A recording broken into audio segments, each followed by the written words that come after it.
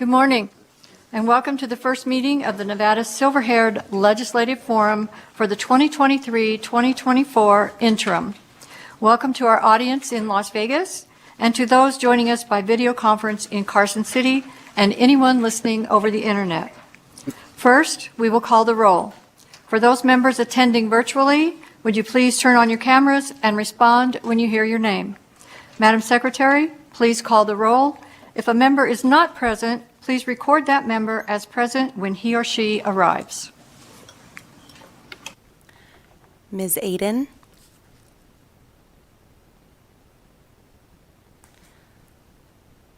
Ms. Batts.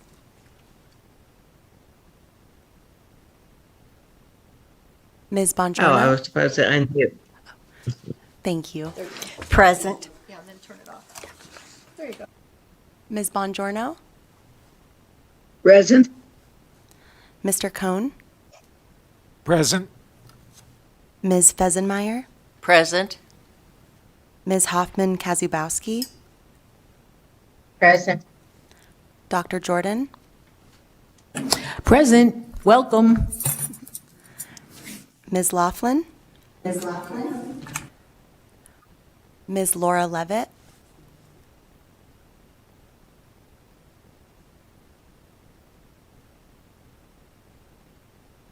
Ms. Peggy Levitt. Present. Dr. Marchant. Present. Mr. Silberkraus.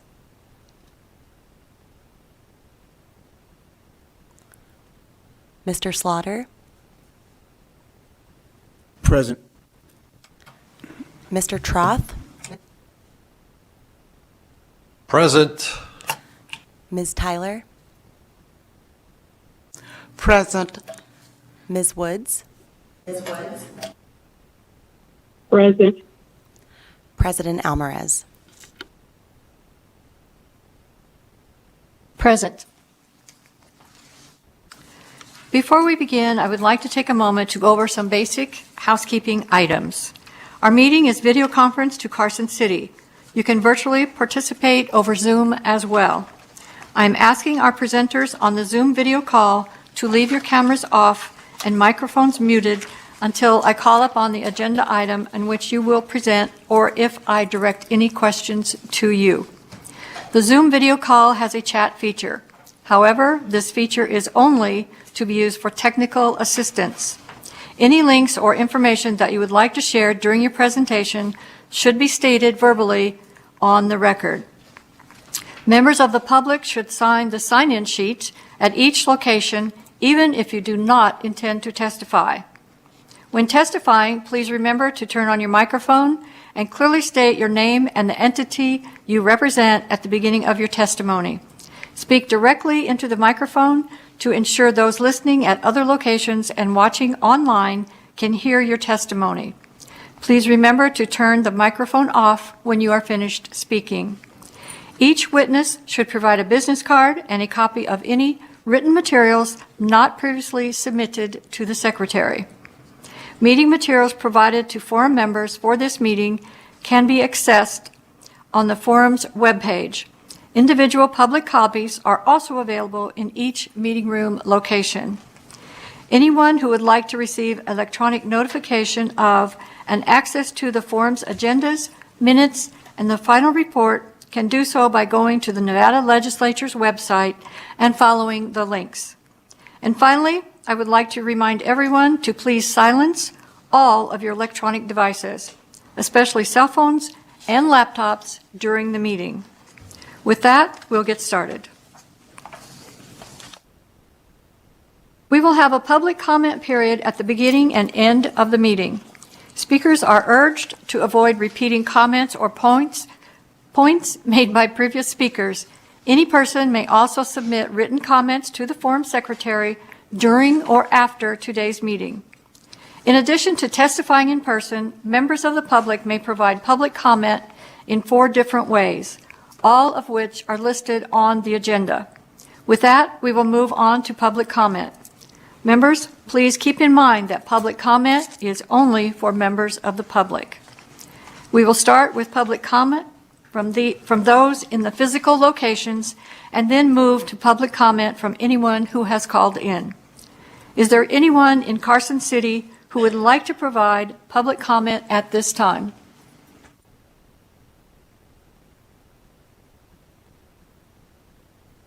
No one is coming forward. Thank you. Is there anyone in Las Vegas who would like to provide public comment at this time? Seeing no one, our broadcast and production service staff will interact with those phoning in public comment and providing testimony to facilitate participation in the meeting. BPS, please add the first caller with public comment to the meeting. The public line is open and working. However, there are no callers at this time. Seeing there are no callers, we will get started with the first item of business. Introduction of members and staff for the 2023-2024 interim.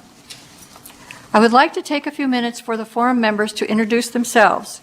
We have many new members, so getting to know each other will be helpful. Members, I will call each of you by Senate district. Please introduce yourselves, include your nominating senator, your interest in the forum. Please also note how long you have served on the forum if you are a new member, or if you are a new member. Let us begin with Ms. Rosie Tyler from Senate District 1. Ms. Tyler, please go ahead. Hi, I'm Rosie Tyler. I'm a retired healthcare provider, a nurse case manager. I represent District 1, Senator Pat Spearman, and I'm interested in it because first of all, I am a senior, and I'm really concerned about seniors and the care that seniors get. Thank you. Senate District 2, Elizabeth Martinez.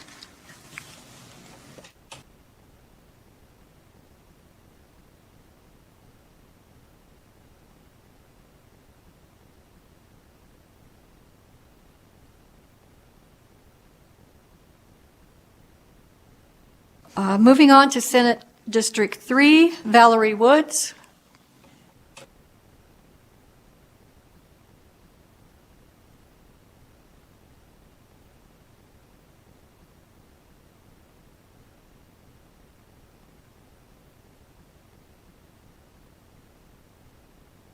Good morning.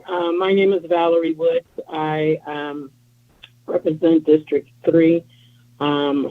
This is my second year, and I am interested in everything that has to do with seniors, from transportation to nursing homes to education. Just an honor to be here.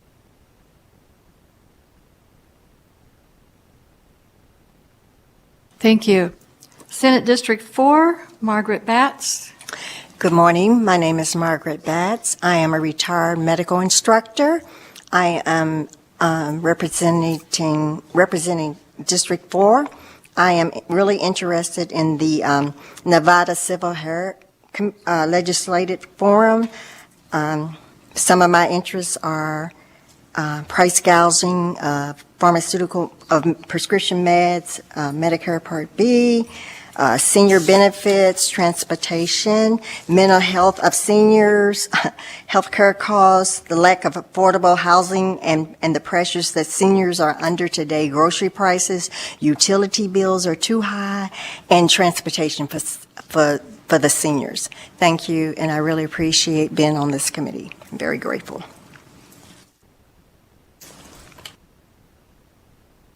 Thank you. Fred Silvercross is Senate District 5, and he is not here today.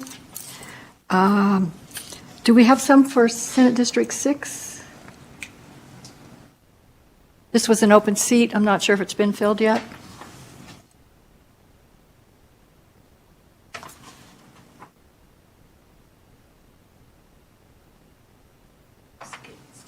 Okay.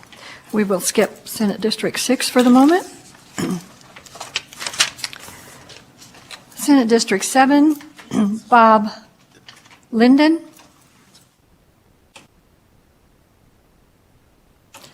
He is not present. Senate District 8, Laura Levitt.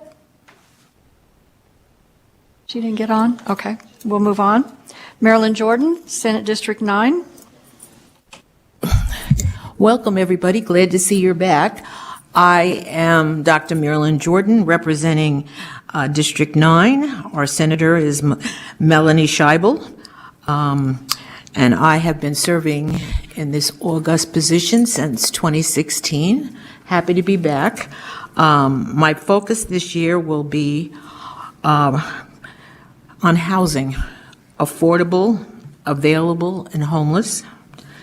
Medical services, especially as it relates to mental health issues, and schemes, scams, and frauds, particularly Medicaid, Medicare, and just obvious ones, phone calls and whatever.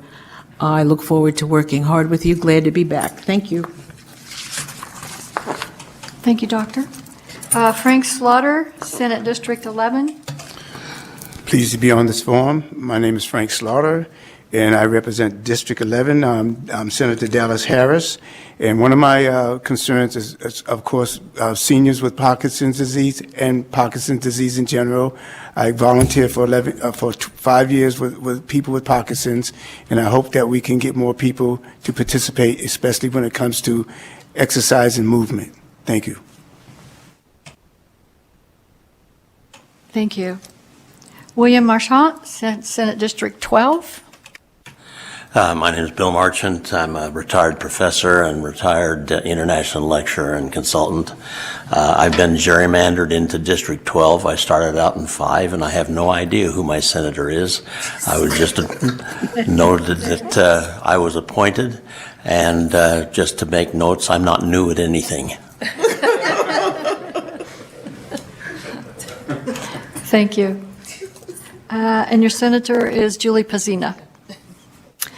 Lucille Aiden. Good morning. Senate District 13. Yes, I am Lucille Aiden, Senate District 13. Skip Daly is my senator. And I have been on this committee, I can't remember how long. Miss Julia Ratty was senator. And I am interested in all senior care.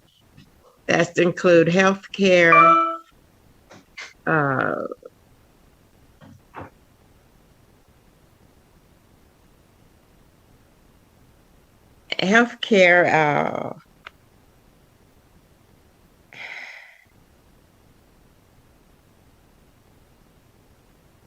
all issues, including seniors. I'm sorry.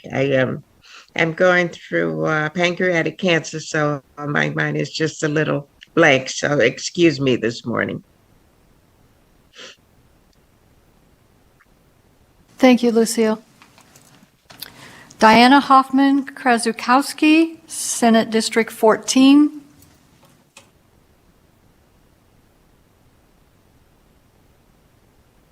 Good morning.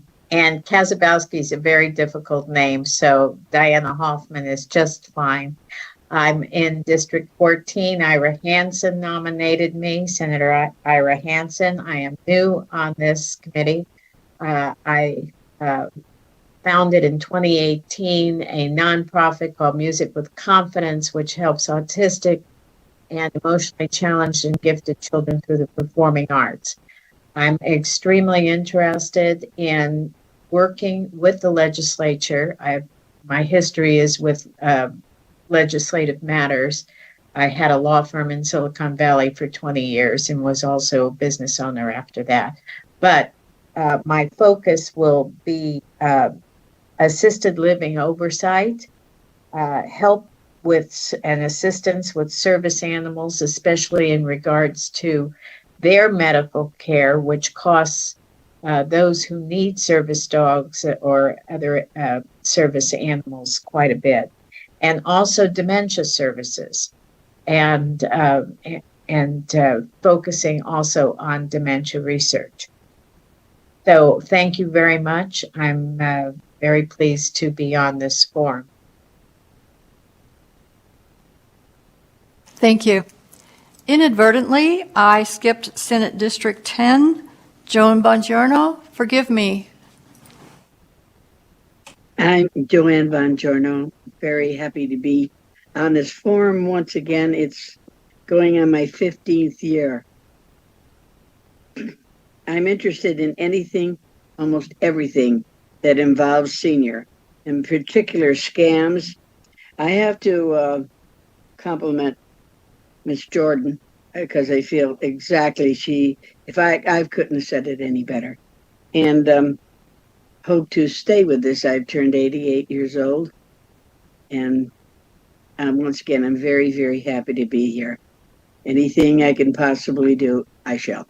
Thank you. Thank you, Joan. Lisa Laughlin, Senate District 15. She's not here. Okay, Ms. Laughlin is not here, so we'll go on to Charles Cohn. Is it Cohn or Kahn? I'm not sure. Senate District 16. I pronounce it like ice cream cone. Cohn, all right, thank you. Yep. I'm Senate District 16, appointed by Senator Lisa Krasner. I live in South Reno. When I had my own business, I counseled people, large numbers of seniors, over 40 years in managing their finances. I'm acquainted with a few scams and a lot of people who manage very well on their own. Thank you. Thank you. Mary Fessenmeyer, Senate 17. Yes, I am Mary Fesenmeyer, and I live in Smith Valley, Nevada, in Lyon County. I was appointed by Senator Titus. This is my first term, and I am especially interested in transportation for seniors, as I live in a rather remote area, and it was expressed to me by others, and also schemes, scams, fraud, and exercise for seniors, which I think is so important. Thank you. Thank you. Roger Troth, Senate District 18. Yes, I was appointed by Senator Scott Hammond, who is now has termed out and is now working with the Governor's Office of Employment. I live in the northwest part of Las Vegas. I'm retired military. I'm still working as a defense contractor. This is my second term. I spent a lot of my adult life working with youth programs and the likes, and I'm interested in helping people prepare to be a senior citizen, and so all these issues are very apropos. Thank you. Thank you. Senate District 19 is Senator Pete Gogachia. He's not appointed anyone at this time, so that is an open seat. Senate District 20 is Peggy Levitt. Did Peggy ever get on? Oh, you're here. Thank you. I'm Peggy Levitt, and I'm from Boulder City, and I'm not sure who appointed me either.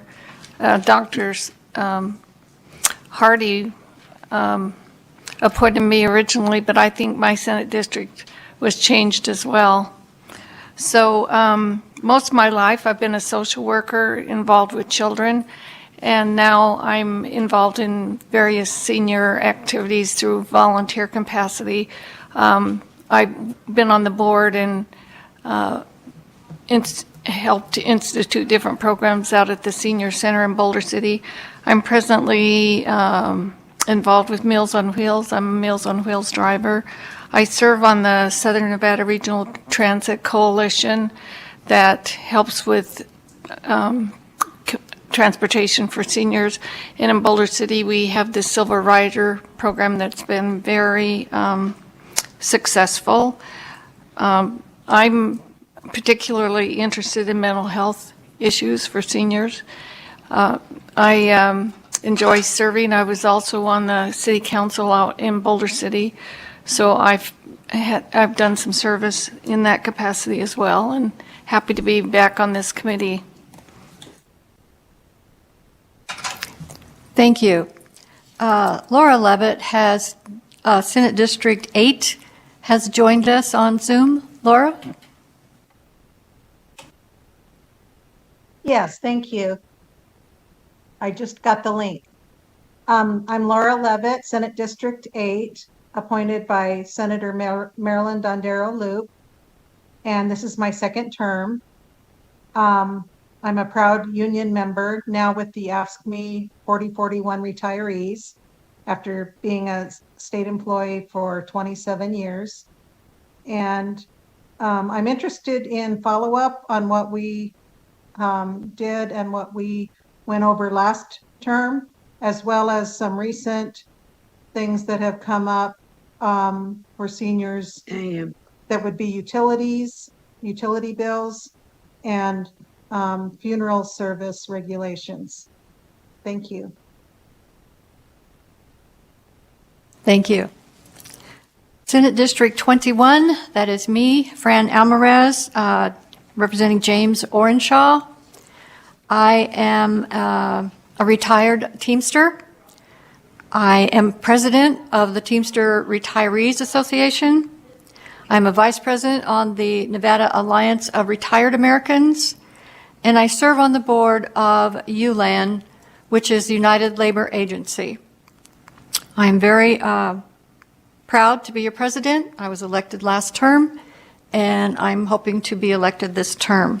Thank you all for all your hard work. The last legislative session, we were able to get our bill passed, SB 45. We also, yes, yay. We also worked very hard with the state's attorney's office to get the bill passed to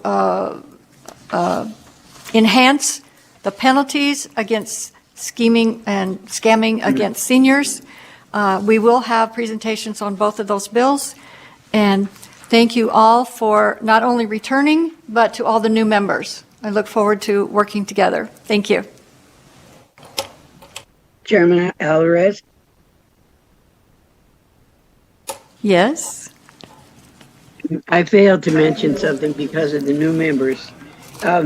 I didn't qualify myself. I came to Nevada in 1958 as a musician. And from that point, graduated. I had 2 real estate companies. I was a broker. I went into having the first female rental computer business, and then into private financing, which I still am active in now. So that's my qualifications. Thank you. Thank you, Joanne. Anyone else? Everybody's good? You want to add something? Sure. I'm sorry. I didn't give my qualifications either. I am a member of Top Ladies of Distinction. I serve as the Black Women's Agenda Legislative Chair. Also, I am a civil rights activist. I am over Joe Biden's 89032 focus group. He emails me and asks me, what should we do to help make America a better place to live? And thank you very much. And also, I'm an advocate for women and people of color in Las Vegas. Thank you. Thank you so much. We're going to move on to agenda item 3. Oh, wait, I already did that one. Thank you. And this concludes the introductions of forum members. At this time, we will now move into the election of forum officers. Mr. Anthony, would you please guide us through the process for elections?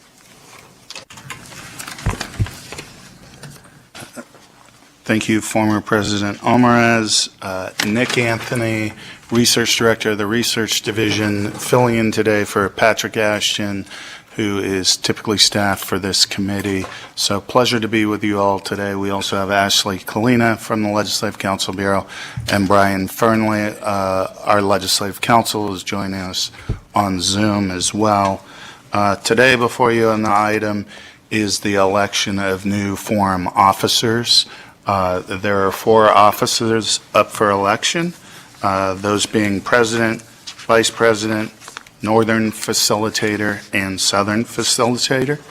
For ease of voting, we'll take those positions one at a time. I will call for a nomination, and then if a person is nominated, I will then ask that person if they're interested to confirm the nomination.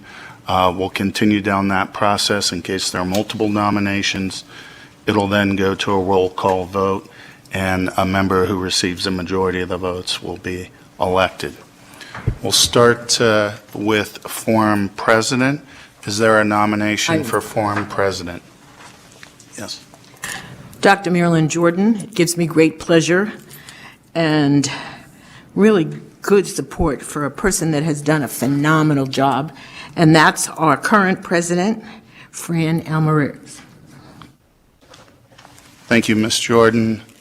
Ms. Alvarez, would you accept the nomination? Yes, I do. Thank you. Thank you. Are there any other nominations? Yes, please proceed. I move selection by acclamation. Good. I'll second that.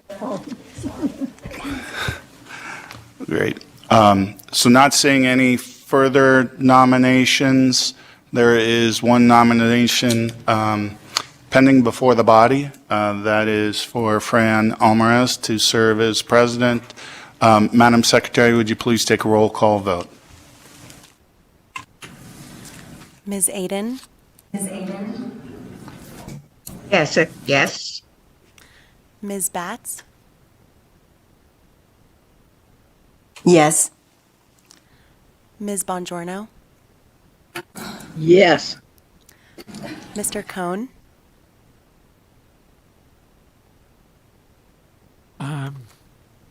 I haven't been here long enough to have any vote at all on this. I'm just going to stay neutral. Thank you. Ms. Fesenmeyer? Yes. Ms. Hoffman? Yes. Dr. Jordan? Absolutely, yes. Ms. Laura Levitt? Yes. Ms. Peggy Levitt?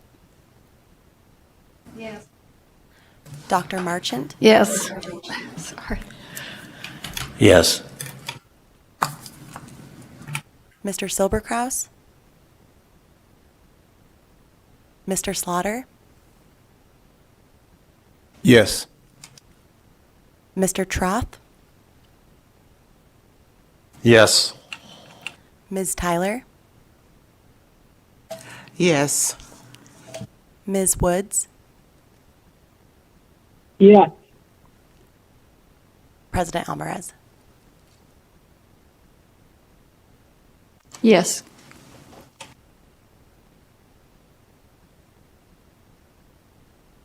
Ms. Alvarez received 14 yes votes and 1 abstained. Mr. Anthony, will you please confirm the results? That is correct. Thank you, Madam Secretary. Congratulations, President Alvarez. Thank you all. It has been my honor to serve as your president for the past session, and I look forward to working with all of you during this next interim. Thank you. Great. Thank you, President Alvarez. Nick Anthony again for the record. Moving on to the nomination for Vice President of the Silver-Haired Forum. Is there a nomination for the position of Vice President? President Alvarez. Yes, I would like to nominate Dr. Jordan. I'd like to second that. I'll second. Great. Are there any other nominations for the position of Vice President? Any further discussion? Madam Secretary, will you please open the roll? Ms. Aiden? Yes, I agree. Ms. Batts? Yes. Ms. Bongiorno? A huge yes. Mr. Cohn? Abstain again. Ms. Fesenmeyer? Abstain. Ms. Hoffman, Yes. Dr. Jordan, Yes. Ms. Laura Levitt, Yes. Ms. Peggy Levitt,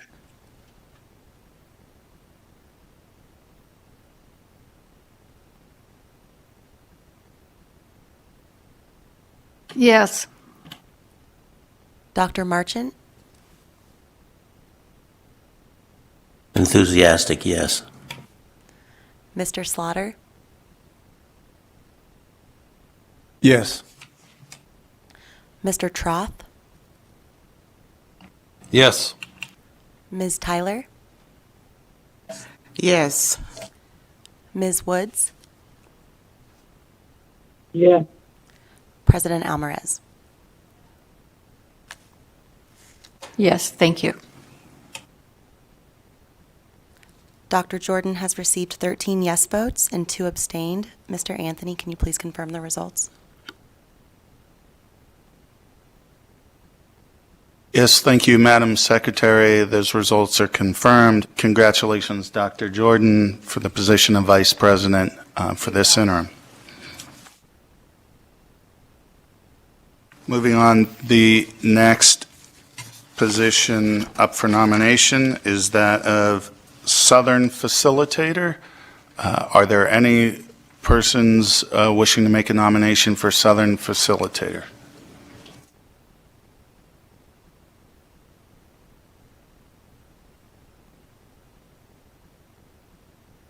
Wait a minute. I'd like to nominate Mr. Troth. Appreciate that, but I'm not in a position to serve at that time. Thank you.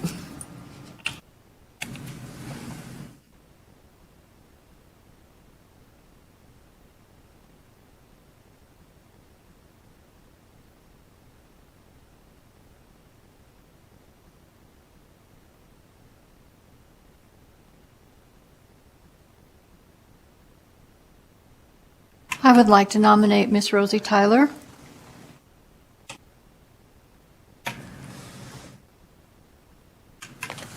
I'd like to nominate Ms. Tyler, please. Ms. Tyler, would you accept that nomination? You've been nominated for the position of Southern Facilitator. I accept. Oh, Are there any, sorry. I'm sorry. Are there any further nominations? Is there any further discussion on the nomination? Seeing none, Madam Secretary, will you please open the roll? Ms. Aiden, Yes. Ms. Batts, Yes. Ms. Bongiorno, Yes. Mr. Cohn, Abstain. Ms. Fesenmeyer, Abstain. Ms. Hoffman, I do have a question, but I will say yes at this point.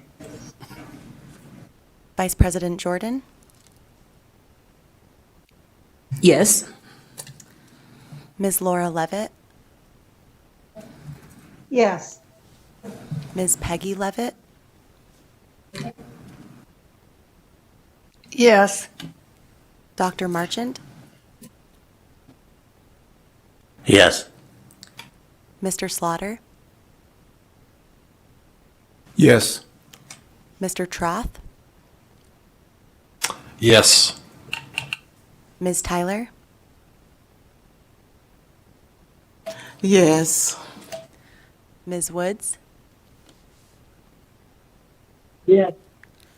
President Alvarez. Yes. Ms. Tyler has received 13 yes votes, 2 abstained. Mr. Anthony, would you please confirm the results? Thank you, Madam Secretary. Those results are confirmed. Congratulations, Ms. Tyler, on your appointment as Southern Facilitator.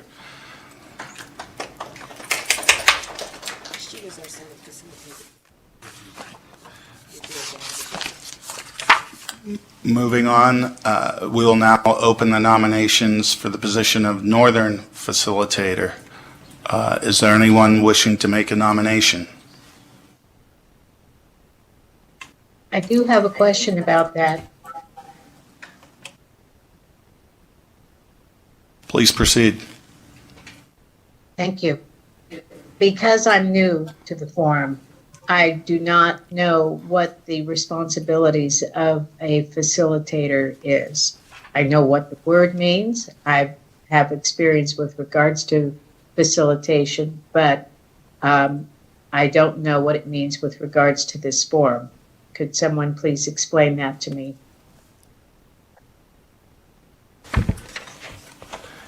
The position of facilitator is statutorily tasked with collecting information and ideas for presentation of issues of importance to the Silver-Haired Forum at each future Silver-Haired meeting.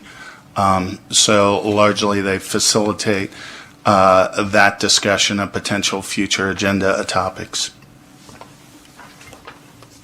Thank you.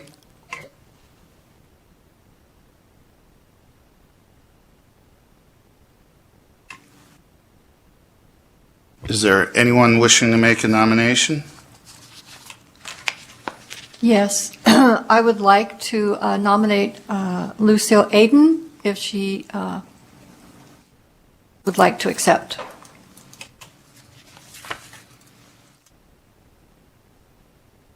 I would. Miss Aden, you accept the nomination? Yes. Great. Are there any other nominations for the position of Northern Facilitator? Any discussion on the nomination? Seeing none, Madam Secretary, will you open the roll? Ms. Aden?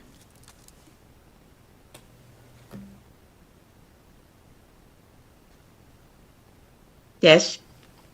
Ms. Batts? Yes. Ms. Bongiorno? Yes. Mr. Cohn? Abstain. Ms. Fesenmeyer? Abstain. Ms. Hoffman? Yes. Vice President Jordan? Yes. Ms. Laura Levitt? Yes. Ms. Peggy Levitt? Yes. Dr. Marchant? Yes. Mr. Slaughter? Yes. Mr. Troth? Yes. Ms. Tyler? Yes. Ms. Woods? Yes. President Alvarez? Yes. Ms. Aden has received 13 yes votes and 2 abstained. Mr. Anthony, will you please confirm the results? Yes, thank you. That is correct, Madam Secretary. Congratulations, Ms. Aden, on your nomination for the position of Northern Facilitator. Congratulations. And with that, Madam President, this concludes the agenda item. Thank you, Mr. Anthony, and congratulations to all those who are elected and are going to serve for the next interim. I also wanted to let the members know, especially new members, in your booklet under Agenda Item 4, it does give you an overview of the officer positions for the Nevada Silver-Haired Legislative Forum.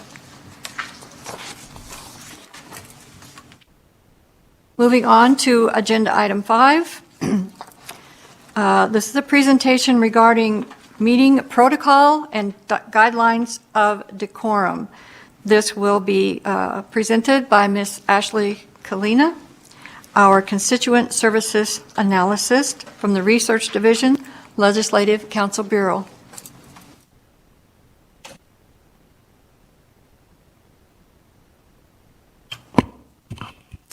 Thank you, President Alvarez. And good morning, forum members. For the record, my name is Ashley Kalina. I am a Constituent Services Analyst with the Research Division of the Legislative Council Bureau, and I also will be serving as an Assistant Coordinator for the forum this interim.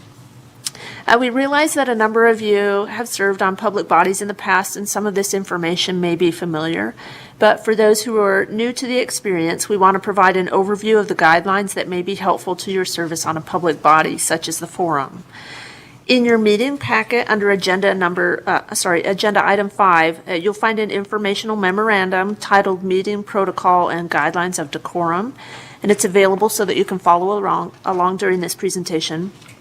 The memo provides an outline of the procedures of a forum meeting and reflects the rules and standards used by other public bodies. I don't intend to read all of the information covered in the memo, but I do want to highlight some particular points that will help make the meetings as effective and streamlined as possible for everyone involved. I encourage you to take time to read the memo at your leisure so that we can all have a greater understanding of how we can make the forum function as well as possible. Allow me a moment or two to provide a brief overview of how the forum functions in a hearing process.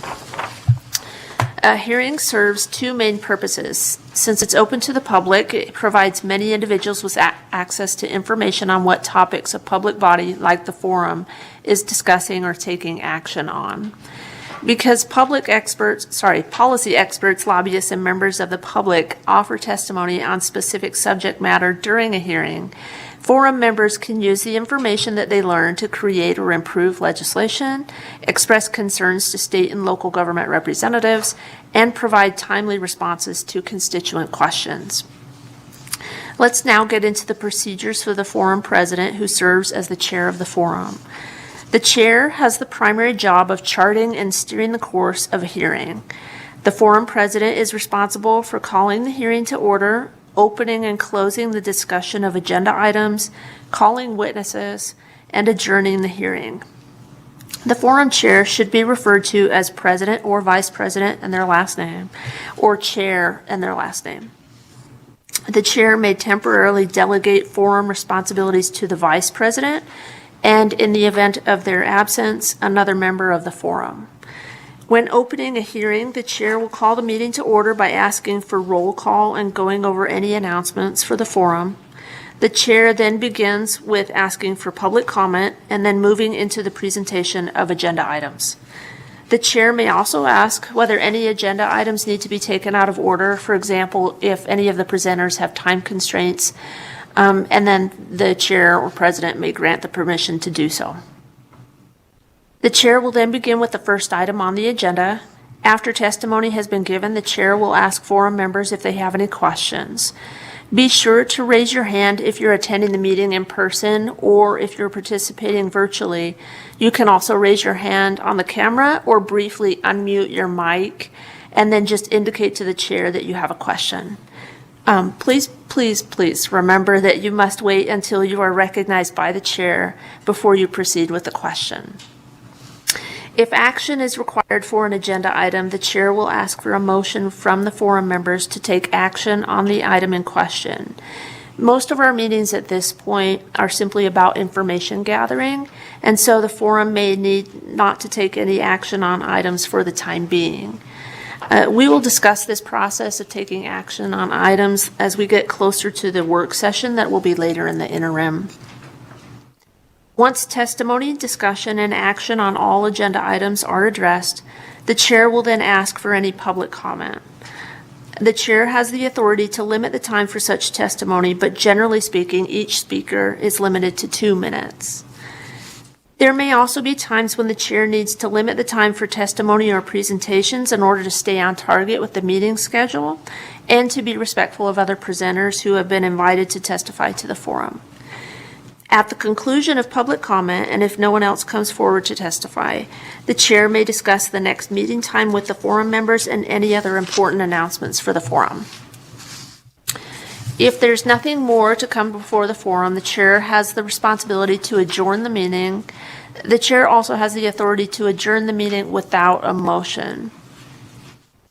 I would now like to bring your attention to the section Procedures for Forum Members, and you can find that at the top of page 3. I want to emphasize a few points of general guidelines for service as a forum member. The main responsibilities for a forum member are listening to testimony and presentations to the forum, questioning witnesses, and making motions based on witness testimony and any other information provided to the forum. We'd like to highlight that it's critical for a forum member to raise their hand and wait to be recognized by the chair before asking questions of a witness or presenter. This helps to maintain professional decorum during the course of the meetings, and it prevents multiple people from talking all at once and minimizing any confusion. Also, please be mindful that when you are using the mic button or unmuting your mic if you're participating virtually, you unmute it while you speak and then make sure to mute it again once you are finished with your comment. Some additional points to review under virtual meeting considerations, which can be found in the middle of page 2, especially if you anticipate any virtual participation in a forum meeting. Please make sure that you have reliable internet connection. If you're not hardwired, please make sure that your Wi-Fi is dependable and that your battery is charged up and you're connected. Be mindful of any background visuals or lighting to minimize distractions or interruptions. Again, be sure to keep your microphone muted until the chair recognizes you to speak, and be sure to turn it off when you're finished speaking. This reduces any potential for audio delay or echoes in the feedback, and then it also makes work for our broadcast and production services team. It makes it a little easier for them too. The camera needs to be on at all times to ensure the presence of a forum member during a meeting, that we are always maintaining a quorum. Because public hearings require open deliberation, please do not share content or discussions related to agenda items in the Zoom chat box or in group emails. The chat box is restricted to identifying and resolving technical issues that might occur during virtual meetings. If you do decide that there's something that you would like to share with the forum as a whole through an email, let the staff know or the president know, and then we can disseminate that information, but please let us know first. We also ask forum members to address each other as well as witnesses giving testimony by official titles, such as Mr. or Ms., Doctor, Director, Senator, Assembly Member, Governor, Administrator, etc. Again, this helps us to maintain a professional decorum. We realize that you do know some folks outside of this setting on a first name basis and informally, but for this setting, we want to maintain formality and be respectful of each other's offices. Again, we will talk more about taking action on agenda items as we move closer to the work session.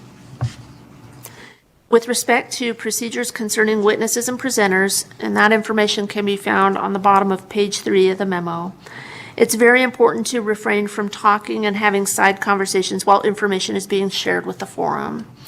This can make it challenging for presenters to get through all of the information that they need to share, and it can also cause unnecessary distractions for those around you.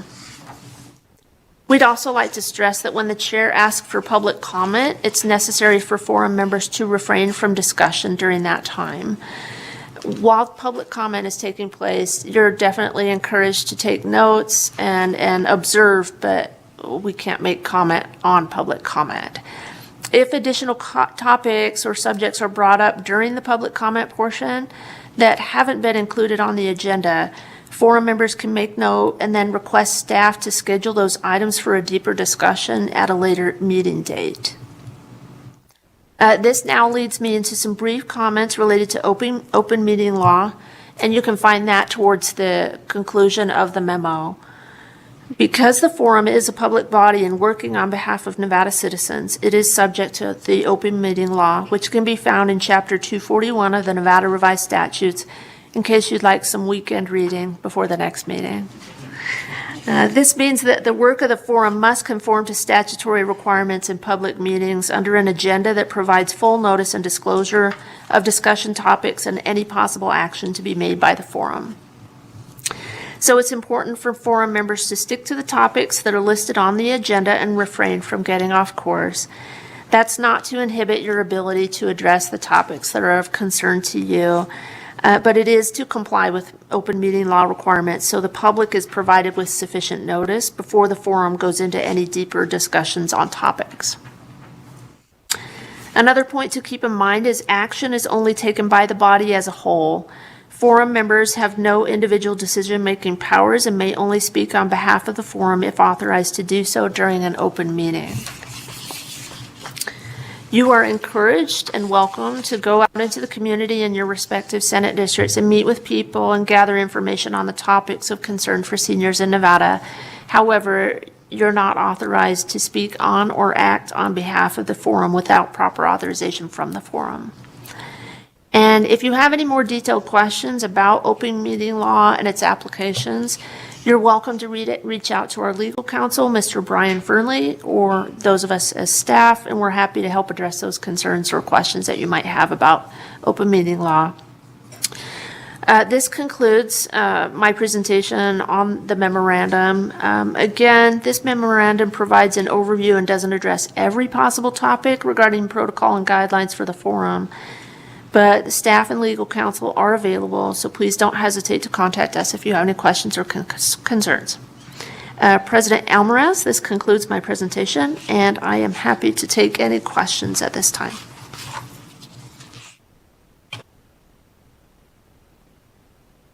Thank you, Ms. Kalina. Are there any questions? Seeing none? Before we move to agenda item 6, which is where we start our presentations of our bills that were passed, I kind of would like to say 10 years or so ago when I was brand new, I had no idea what this committee did, other than we are meeting to talk about issues that affect seniors. As a body, we are allowed one BDR, which is a bill draft request, per session. Last session, or last interim, when we were discussing what was the most important, we had 2 issues. One was the scamming of seniors, and the other was the disparity between Medicaid payments to seniors in certain living facilities. This body chose the Medicaid problem as their primary issue. So we had a bill to address that, and we have presenters here who are going to tell you about that. The other very big issue we had was the scamming occurring to seniors. We did ask a legislator, as a personal favor, not as a BDR for the forum, but as a personal favor, I asked if a legislator would carry a bill that would address scamming. We were lucky to have a legislator do that.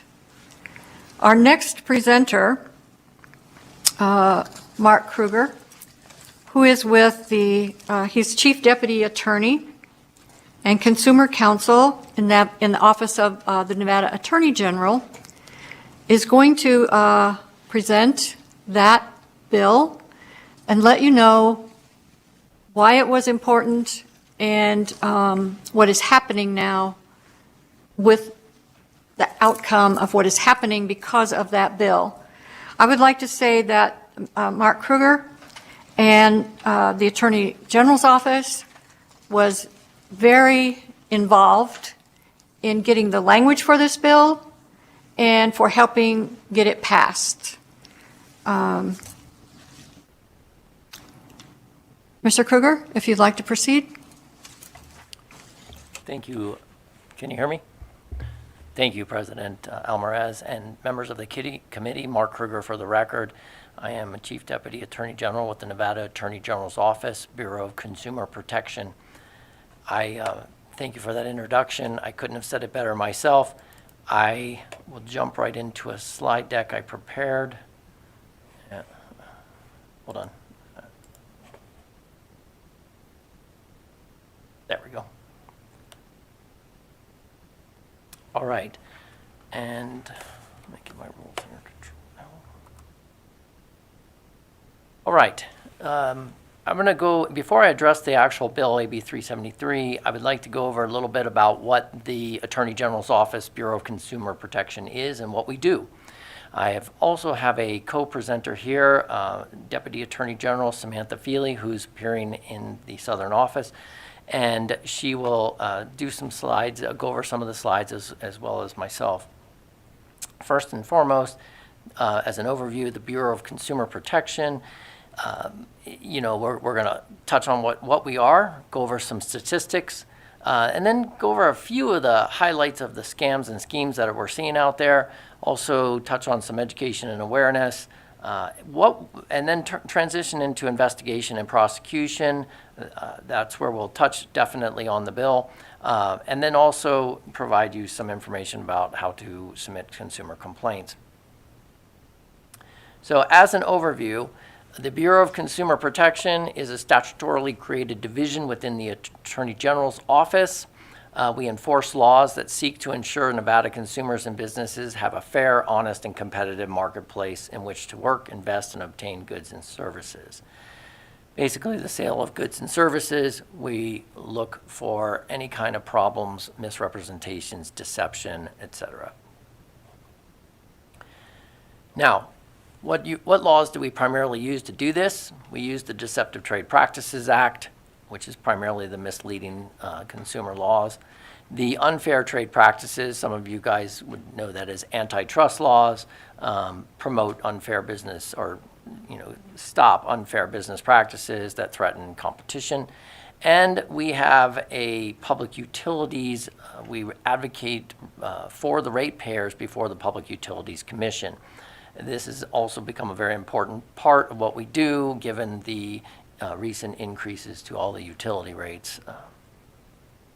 So I'm going to turn it over to my colleague to go over some of the statistics that we're seeing. And these statistics, I'll remind you, really focus on older adults, senior citizens. So go ahead, Samantha.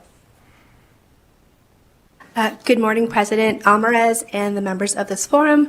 My name is Samantha Feely, and I'm a Deputy Attorney General with the BCP. I want to provide you with some FTC statistics that give you an overview about older adults across the country. Essentially, older adults are less likely than younger adults to report losing money to fraud. Older adults continue to report higher medium losses than the younger adults, and these losses are usually the biggest one across the country is to investment scams. And because of the underreporting, the FTC estimates that the overall cost for fraud to older adults in America, that loss can be between $5 billion or $48.4 billion. And with a lot of these scams, the highest form of payment that goes to these scammers are bank transfers, followed by cryptocurrency, credit cards, and gift cards. The FTC provides statistics on the top scams that seniors face. These scams include investment scams as number one, business imposters, romance scams, government imposters, and tech support scams. The FTC puts out information through its Consumer Sentinel Network. This is where state agencies contribute to this database, and Nevada is one of those contributing agencies. And out of all the states that report, Nevada is actually third as when it comes to fraud against seniors. And the staggering amount that was lost in the year 2023 was $113.6 million in the state of Nevada. It reported over 46,000 total frauds, and that median fraud loss was about $649. So essentially, as you can tell, There are many types, Mark Kruger again for the record, many types of scams and schemes. They're all basically designed to steal personal information and ultimately money. That's generally speaking what the scammers are after. What we noticed is that most scams generally create a sense of urgency in order for them to perpetrate the scam or the scheme. That sense of urgency should be your red flag at all times. And when you talk to other senior citizens, also let them know that is absolutely one of the biggest red flags to a scam or scheme. And thank you to the tech individual for assisting me with the presentation here. Some examples, and we're not going to go over all of them. I just wanted to highlight a few, especially some that we've seen recently pop up and that are particularly egregious, especially with them being able to target older adults. AI-based scams are becoming very popular for scammers to perpetuate their frauds. What an AI-based is generally, what we see out there is generally a recording which they're bringing from social media. So say you have a child or a grandchild, it's basically what we used to call the grandparent scam, but just amped up a bit. And how they do it is they get a social media post of your children or grandchildren. All they need is a few of their voices that they pull off of the internet and the social media post, and AI will create a whole script. And when they telephone you, the script will sound exactly like your child or your grandchild, to the point where you will think that you are speaking to your grandchild or your child, and there will be this sense of urgency for you to do something, either give them a gift card, give them money, give them access to your accounts, other personal identifying information. This kind of scam is becoming, sadly, very popular among the fraudsters, and we were probably going to see more of it as we go down the road here. The other scam that is kind of tied in with a lot of scams is the gift card scams. This is tied in because you will often see imposter scams pop up. Imposter scams oftentimes utilize your bank accounts. They mirror or mimic email, text, call from your bank. Remember, your bank is never going to ask you for personal information or for you to provide any kind of account data when they contact you. However, these scams, these emails, and these text messages look very much like your bank or your financial institution. And they try to trick you into generally giving them information. A lot of times they ask for gift cards. Sadly, we had a older adult in Reno who ultimately got tricked into giving $38,000 in gift cards to these scammers, which are very difficult to find. The gift cards, generally speaking, when you go to purchase a gift card, merchants have been trained to tell you, hey, are you sure buying multiple gift cards isn't a scam? Please don't take offense to that. Merchants are trained to do that so that we can try to get some education and awareness to individuals who are purchasing gift cards, usually, as I said, under duress or some sort of sense of urgency, like they need to get those gift cards. When they give the gift cards numbers, they immediately, the money is gone and pretty much untraceable. Along with that, we're finding that if you go to the store and you purchase gift cards off of the counter, the racks, that you should inspect them carefully. Sometimes they are being tampered with and the numbers are being taken so that when you purchase the gift card at the counter, at the register, the money is immediately gone from the gift card that you just put on. Those are a few. I'd like to also have Ms. Feely talk about cryptocurrency and specifically the term pig butchering just briefly, as well as the residential rooftop sales. I think it's good to highlight these things, and that'll become apparent as we go. Samantha?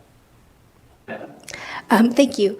So one of as it relates to pig butchering, essentially this relates to investment scams where they use cryptocurrency or investment opportunities.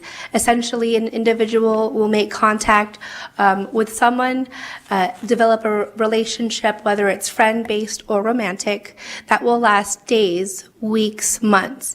And essentially during this relationship, this individual, the scammer, is providing investment opportunities to the victim.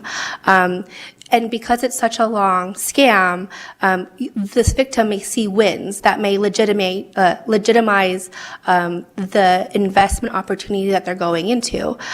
They also may be presented with a certain platform, when in reality these platforms are controlled by the scammer or its associates. And the term pig butchering comes from when you fatten up a pig for slaughter. So essentially what they're doing is they're taking these victims and enticing them to invest more and more and more until the pigs fatten and ready for slaughter. And you know, a lot of these, well, pig butchering, it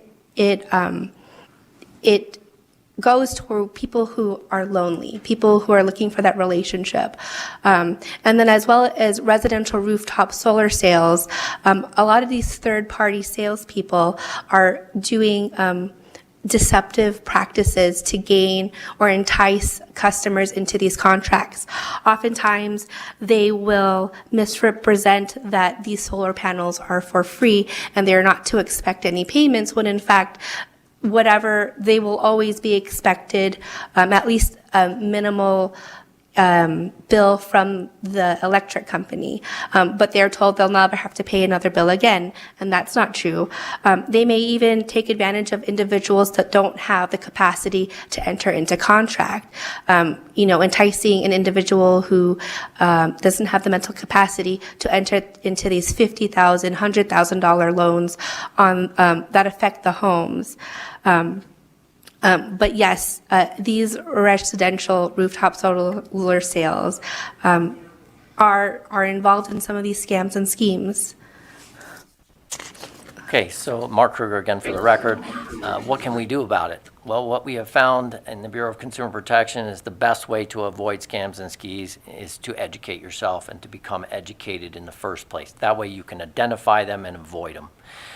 We strive to have a robust educational type outreach.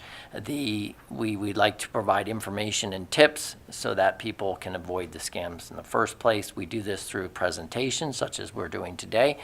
Speaking engagements, we were just recently at another event this last weekend. We do online information and tips. We actually have videos online on our website as well that goes through the tips and how to avoid scams, identifying and avoid them. We do print media quite often. We do news interviews, community outreach, and many other things.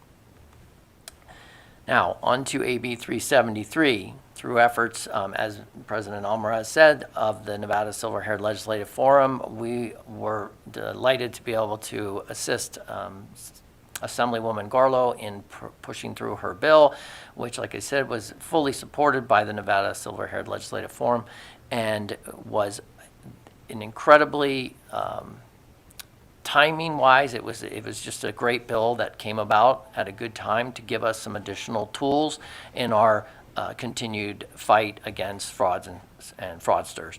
Essentially what it does is it increased the violations for those types of misrepresentations and deceptive conduct against older adults from $15,000 to $25,000 per act.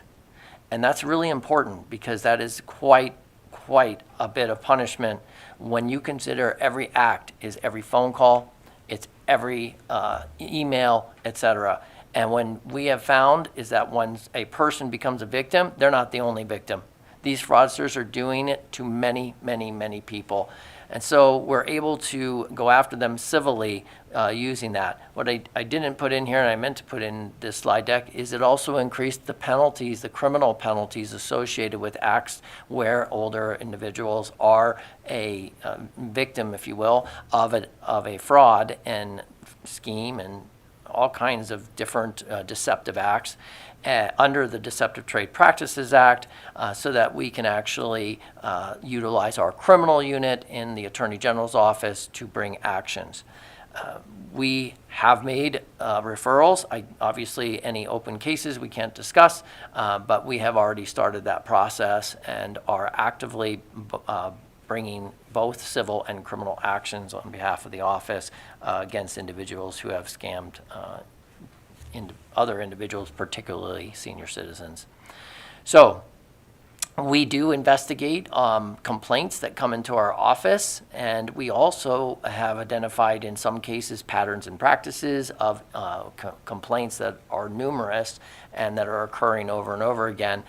When we do, as we said, we have civil and criminal authority, and I just want to highlight that we have assisted recovery for thousands of dollars now for older adults. In particular, as Sam identified, we have really gone after some of the frauds and schemes that have occurred in the residential rooftop solar industry. Along with this bill, which is really the AB 373 really gave us some tools to punish individuals. We also had a couple other bills that also gave us some other tools to change the way in which we can actually investigate.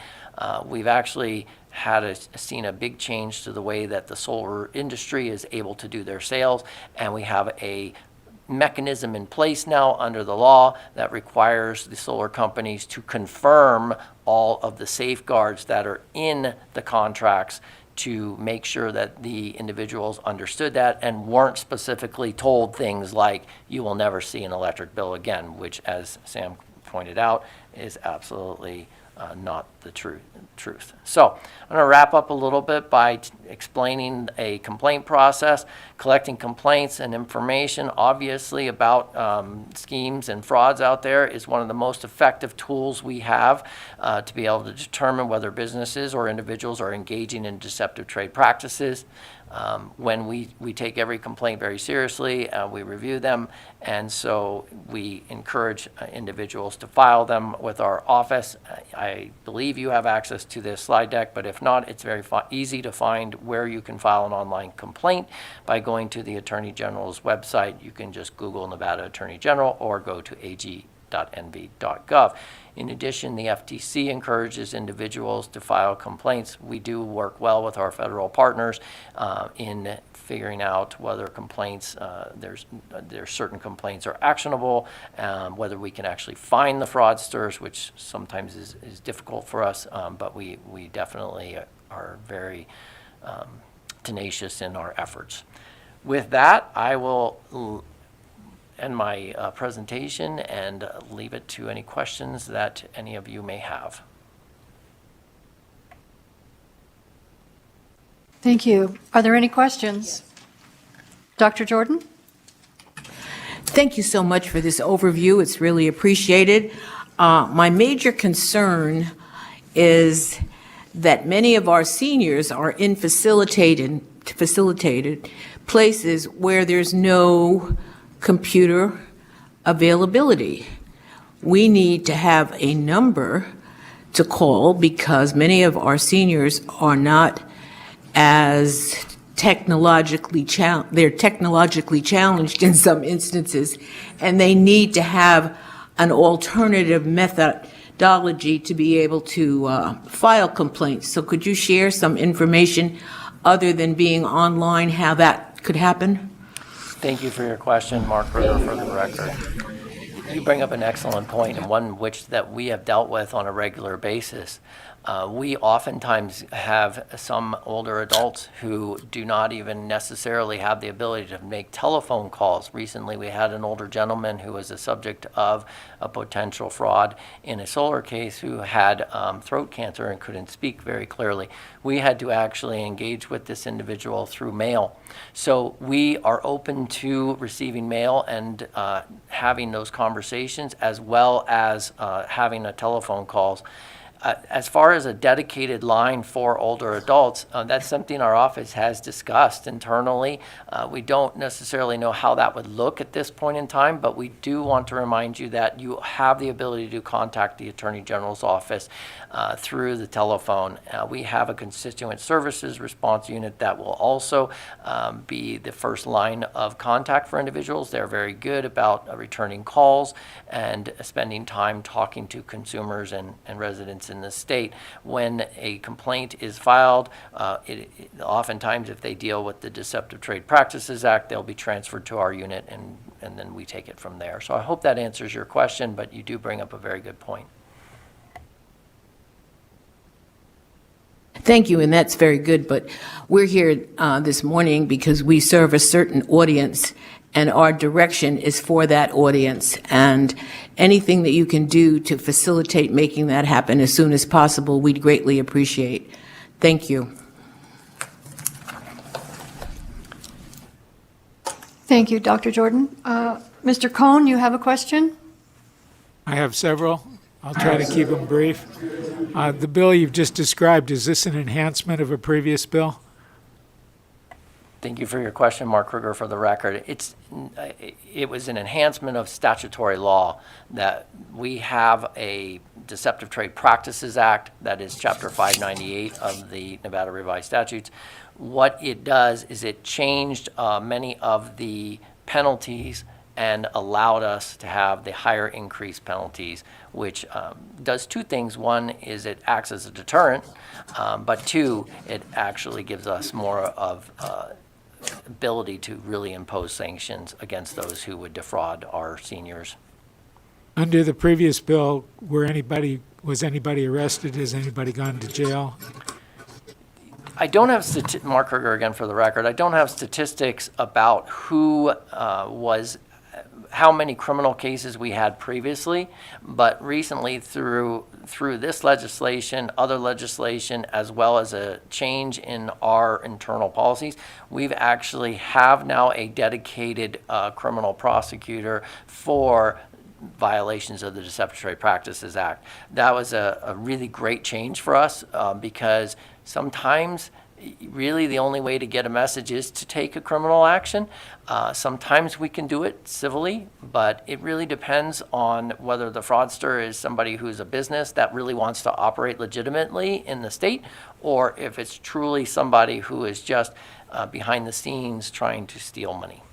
So under the previous law, there was a civil penalty. You mentioned that. Have civil penalties been levied and been collected? Mark Kruger, for the record, yes. Civil penalties are levied and are collected. Sometimes those civil penalties, in addition to civil penalties, there's restitution we've gotten over the years.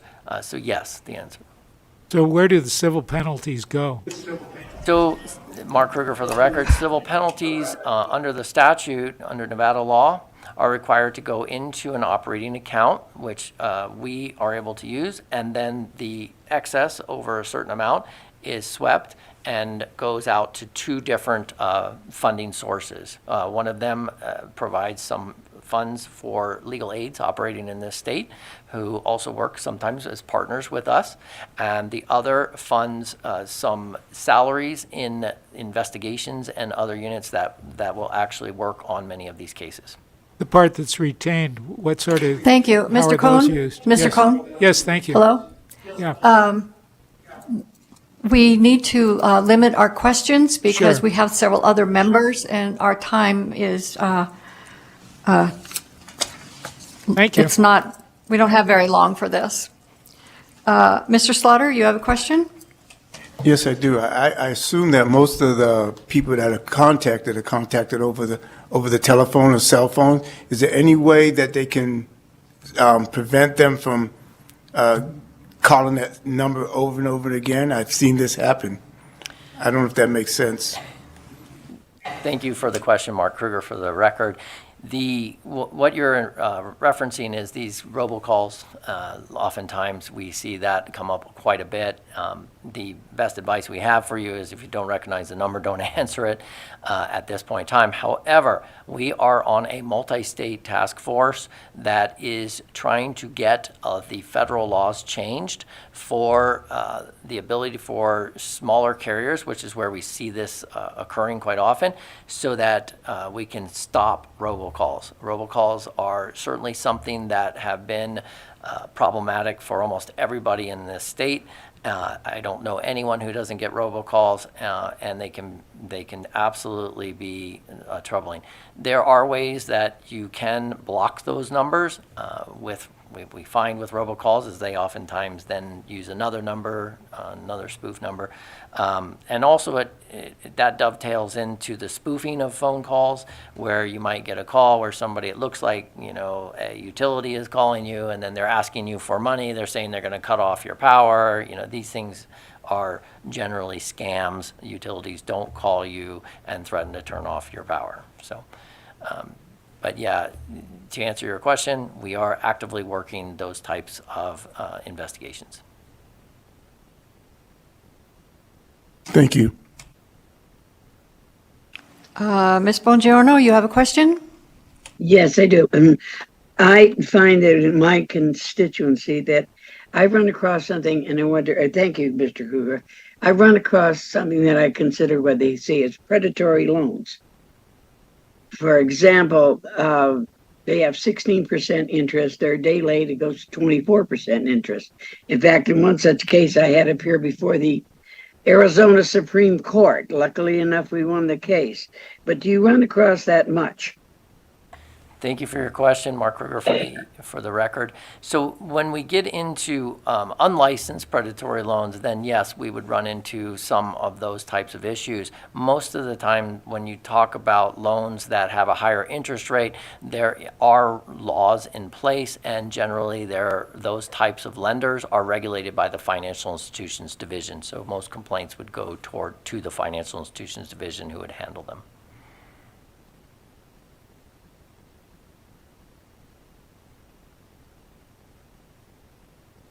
Thank you. Are there any other questions?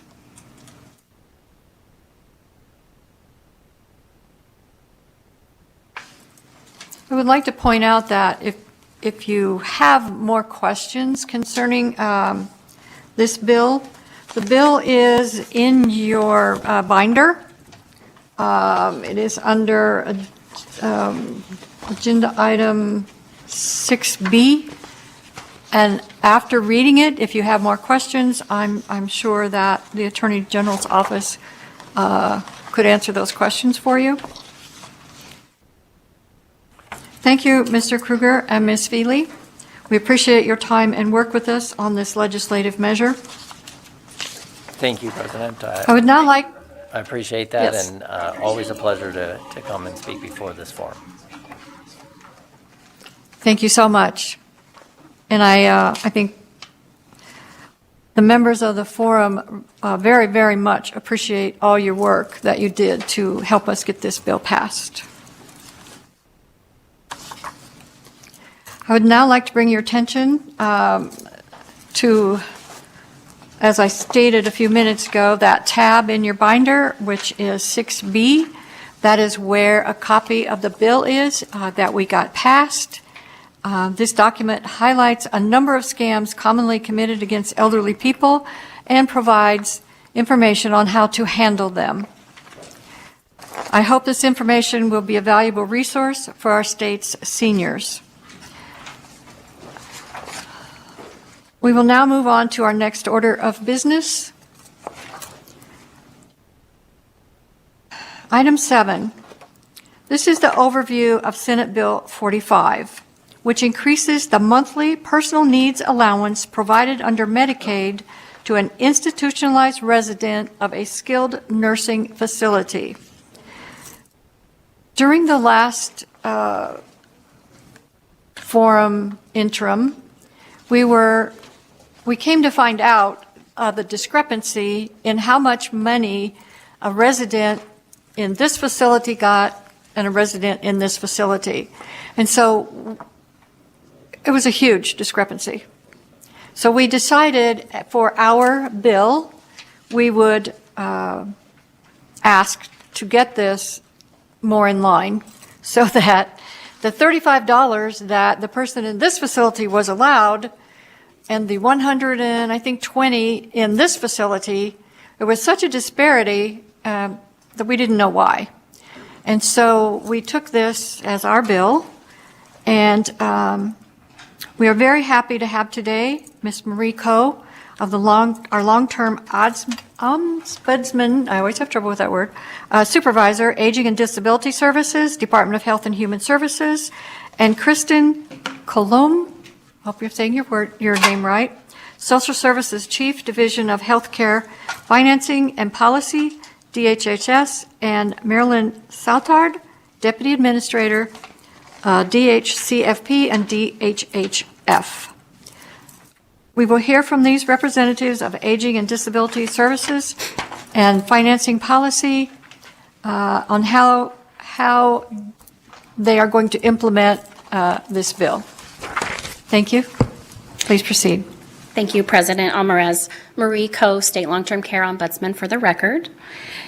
I would like to thank you, the President, and the members of the forum for allowing me the opportunity to share updates on Senate Bill 45 with you today. I would like to take a walk down memory lane for everyone to recall how we arrived at this point today. The Long-Term Care Ombudsman Office serves as advocates for residents who reside in licensed long-term care settings, such as skilled nursing facilities, residential facilities for groups, assisted livings, and homes for individual residential care. Okay. Thank you. The amount of facilities that this bill affected was 70 skilled nursing facilities statewide. And to give you an idea of the impact of residents, over 8,000 residential beds could be affected by this bill. So it's very significant for the residents in long-term care in Nevada.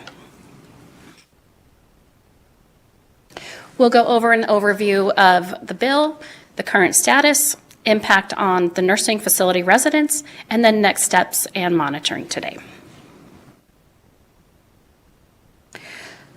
Residents in skilled nursing facilities receive a high level of skilled nursing care where they live day to day. However, the items and events that are most meaningful to us were limited to these residents.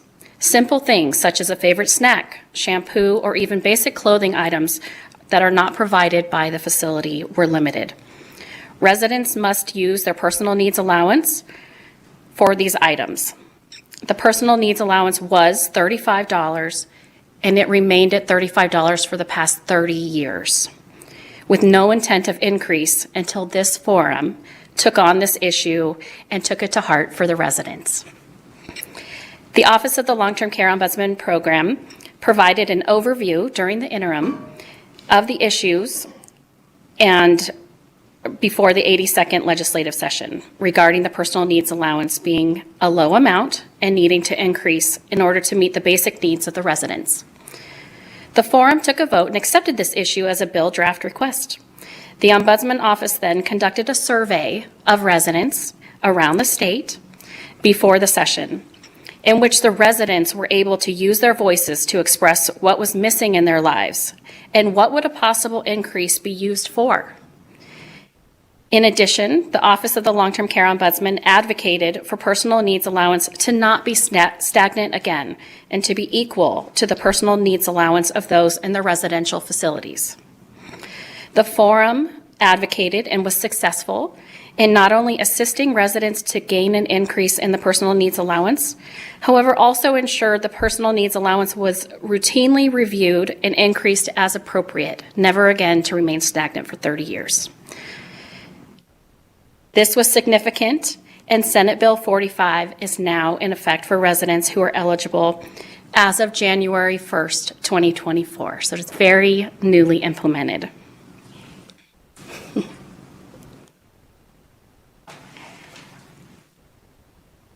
The current status, the $35 is outlined in the Nevada Medicaid policy known as the state plan.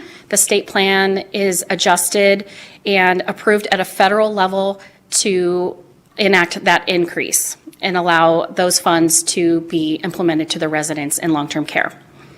Nevada Medicaid has been working with its federal partners to review the policy updates and allow for that increase to now be at $154. Federal approval will be retroactive to allow for the January 1st, 2024 effective date. And once the federal approval is received, Nevada Medicaid will notify all enrolled Nevada Medicaid nursing facilities of this approval. Some of the impact on the residents you can see here, and residents have just newly been able to access these funds. But I wanted to share with you some of the comments and items that the residents are able to use these funds and have been using them for. A simple item such as a better tasting toothpaste, something that we take advantage of, is one of the main things for the residents. A nicer toothbrush to use every day. Haircuts that have been delayed. Ingredients to make personalized snacks. Paying off bills that they don't have to save and make small payments on. They can get those bills paid off. A new pair of shoes. Toiletries.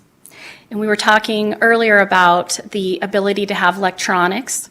They are purchasing cell phones, streaming services for entertainment, going out into the community to be able to engage in our community events and no longer be institutionalized.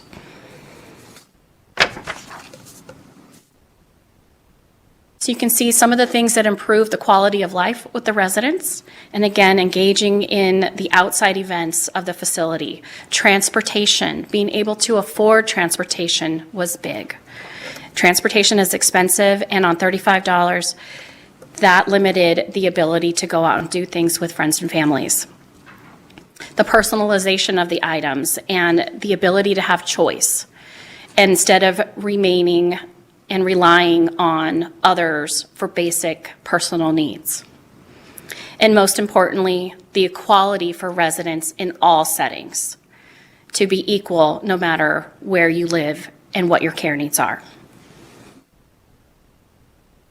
Now I'd like to turn it over to Kirsten Klum, who will explain further. Thank you, Ms. Coe. Kirsten Kulam, I am Social Services Chief 3 with Nevada Medicaid. Apologies that I could not be down south. So I'm just going to go over the process that Nevada Medicaid has in place. It's not necessarily a new process. We have been monitoring the patient trust funds that the money goes into for several years, but since this is such a large increase, we did let the partners that we work with that oversee that be notified of this. So essentially, the personal needs allowance that Ms. Coe just went over, all of those excellent things that the recipients can use that money for. They do have the choice to either have the nursing facility manage that for them if they so choose. That might be more of a convenience, or they can have a family member, or they can monitor it themselves. And so if the recipient does want the nursing facility to maintain that money, the monthly amount that they get, that is actually put into a separate bank account called a patient trust fund. And Nevada Medicaid does contract with a vendor to help us conduct audits, and so it will do random audits for nursing facilities to see how the facility manages those funds. And it essentially is reviewing to make sure that the nursing facility is in compliance with any state and federal laws related to those funds. And if part of that audit, they do determine that there's discrepancies in how the nursing facility maybe deposited the funds or, did withdrawals from that, they will work with that nursing facility on a corrective action plan.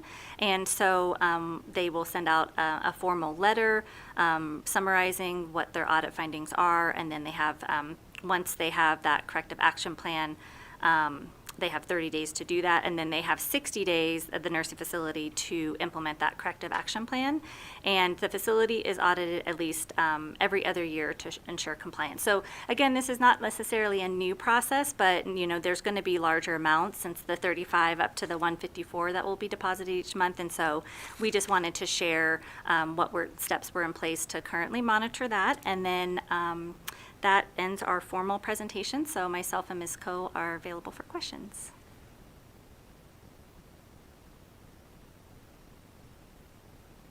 Thank you. Are there any questions, members?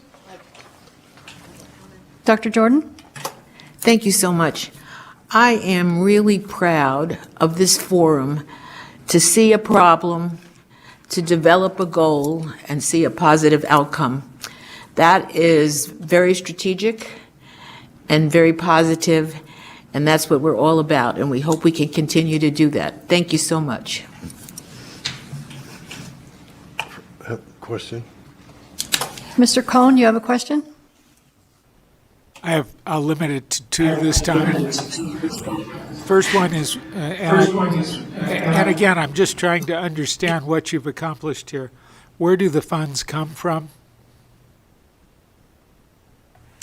Kirsten Cohen for the record. So the funds are in the Medicaid state plan. It's essentially our paperwork and our contract with our federal partners, the Centers for Medicare and Medicaid Services. So that's a requirement that we have in our state plan.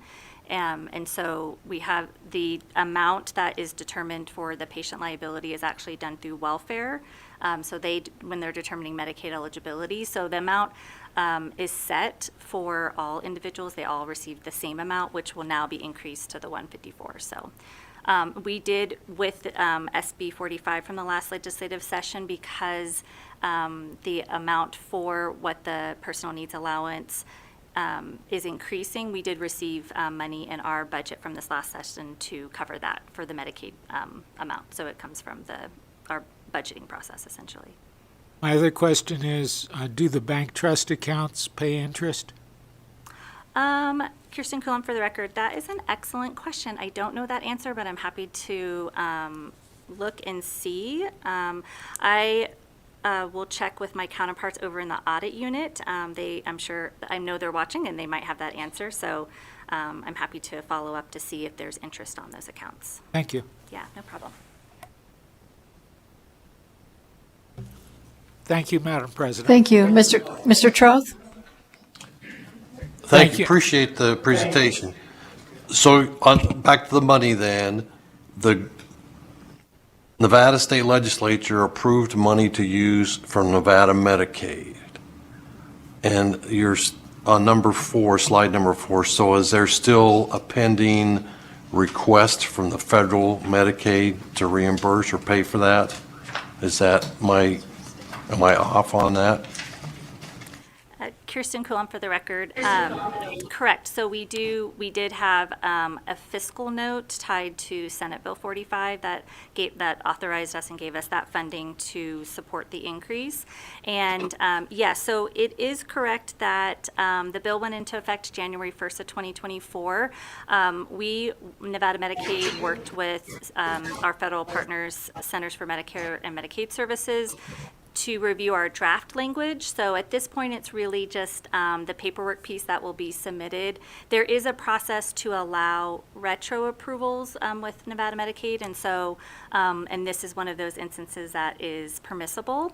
And so we are currently in the process of submitting the paperwork, the state plan amendment to CMS, but because they have already reviewed this language with us informally, at this point, we don't anticipate it not being ultimately approved, since CMS is aware of what the changes that we're making, and they actually already added suggestions. So the system updates were already made in the welfare system, because as Ms. Coe spoke to, really the impact that it has for our individuals that are in nursing facilities, it's such a low risk to make those changes on the front end while we're waiting for federal approval. So sometimes we do kind of proceed before the paperwork is finalized, but we don't have any concern that we won't receive the federal approval. So I hope that helps clarify the status. If you have any other questions. Thanks. Appreciate that. Any other questions? I have one remark before we conclude this presentation. During our committee hearing, when we heard about this discrepancy, and that for many, many years, the funding did not increase from the $35 for the folks in this type of facility. But for the folks in this type of facility, they got, I don't know if you call it a cost of living, every year. Their money for personal needs would go up. But these folks, it did not. And it was just such a discrepancy that the forum members really took it to heart. And I cannot thank you and your department, Ms. Coe, for seeing that this bill got passed. Thank you so much. So, Ms. Coe, Ms. how do I say that? Columb? And Ms. Southard? Columby? Thank you. If there are no other questions, thank you for your presentation. And we will move on to the next item. We are going to take a 10-minute break so everyone can use the facilities. Through the door in the middle, there are snacks, water. Please help yourself because we do have a couple more items. We will be a few more minutes here. 10 minutes, we will be back at, let's just say, 5 after 12.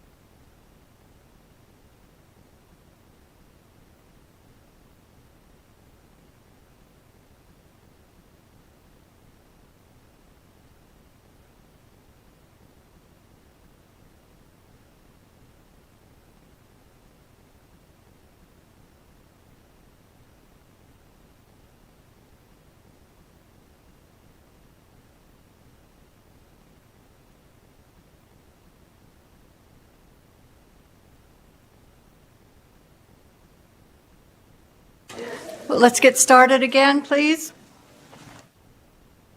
In your binder also, which I forgot to tell you, is the complete Senate Bill 45. It's under Agenda Item 7B, if you would like to read that.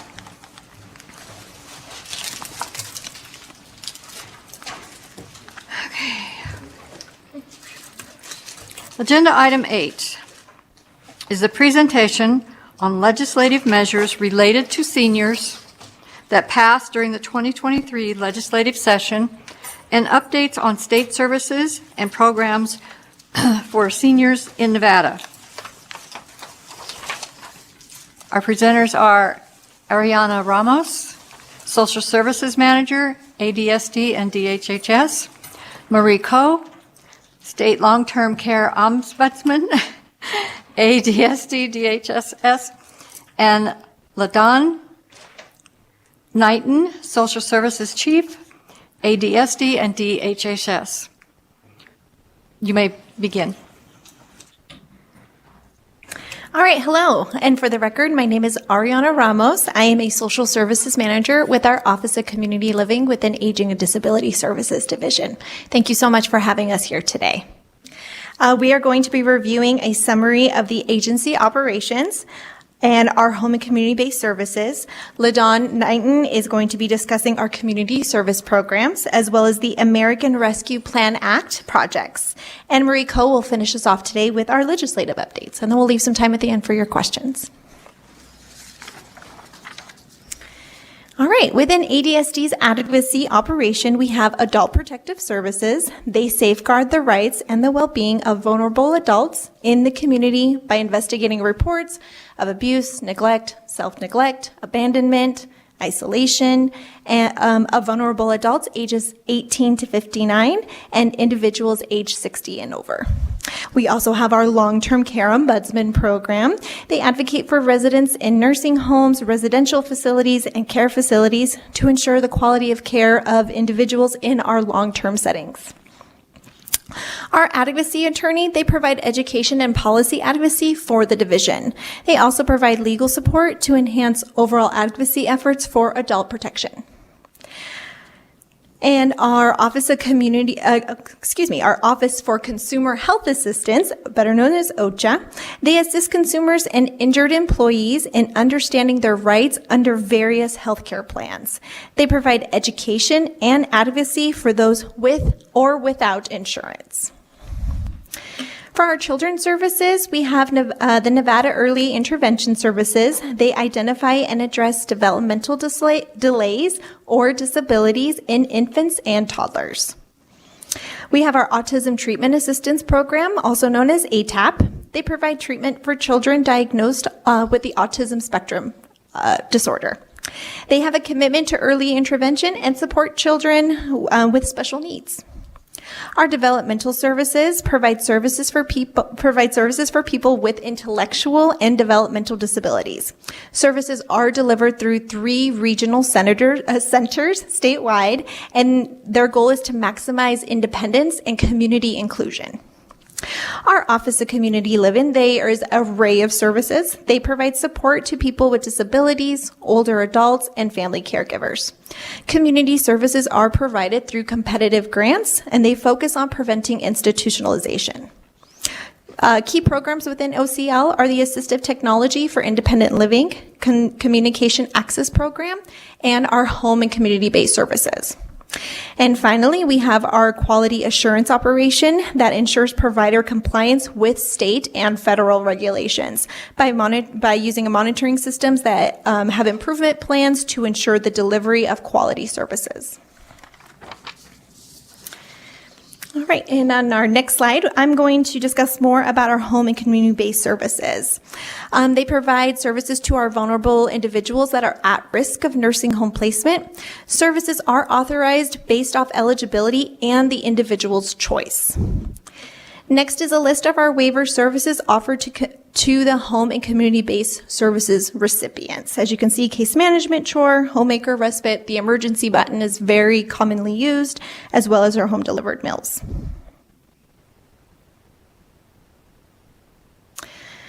We specifically have our FE and PD programs. The Frail Elderly Waiver serves individuals age 65 or older that meet nursing facility level of care and who are at risk of nursing home placement and have a waiver need. And that's the list of services that was on the previous slide. Our physically disabled waiver serves individuals of all ages who have a documented physical disability and who meet nursing facility level of care and who are at risk of nursing facility placement and have the waiver need. Together, our waivers do require a financial approval, which is completed by the Division of Welfare and Supportive Services. And a final approval is issued by the Division of Healthcare Financing and Policy, better known as DHCFP. Together, DHCFP, DWSS, and ADSD, we work together to determine eligibility and authorize services. In the event an individual is determined not to be financially eligible for the waivers, ADSD does have 2 state-funded options that they may still qualify for. And if you're interested on how to apply, Nevadans can go to our website and they click on the seniors link there, and we do, on the how to apply section, we do have our application. It's our OCL application listed there. And we do accept applications in person, fax, or email. People can also contact us if they have additional questions on how to get us in an application, so we can support them through that application process as well. And I will now turn it over to LaDawn Knighton. Thank you very much. Good afternoon. For the record, LaDawn Knighton. I am the Chief of Community Services within the Office of Community Living under ADSD. Our ADSD's Community Services section utilizes federal and state funding to deliver an array of services for older adults, persons with disabilities, and family caregivers through nonprofits, for-profits, and community organizations. In state fiscal year 2024, we used approximately $16.8 million in federal and state funding to support community partners to address the diverse needs of Nevada's most vulnerable populations. Individuals, caregivers, and advocates seeking connection to ADSD's array of community services can access us through Nevada 211, which is an information and referral hub. They can access through telephone or the website. All ADSD-funded partners are required to register with Nevada 211. We can also be accessed through Relay Nevada, which is a landline relay service that allows access to telecommunications for persons who are deaf, hard of hearing, and or speech impaired. Our Nevada Care Connection is a network which is designed to provide resource and service navigation to help individuals make informed decisions and to connect them with the services that best meet their needs. An overview of the array of some of the services that are provided through our community partners include in-home services, which include Senior Companion, designed to help prevent isolation through contact and support, home modifications and repair, and homemaker. Also our nutrition services, which includes congregate meals, home-delivered meals, and food security services. Transportation through direct service and vouchers, caregiver support, including respite care, support groups, and education. Our assistive technology for independent living services is a consumer-driven service to support individuals to live independently within their own home. Also, Nevada Assistive Technology Collaborative identifies and helps address the barriers for individuals who are living with disabilities to assist them in exploring devices and training to help meet their needs. Our Medicare Assistance Program includes outreach and individualized counseling to assist individuals to make informed decisions about their health care options under Medicare, also to assist them in applying for services that help them pay for Medicare costs, as well as to help educate them to detect, report, and prevent healthcare fraud, errors, and abuse. We also have legal assistance services and health promotion services, which includes services to help support disease prevention and health promotion through awareness, education, and classes.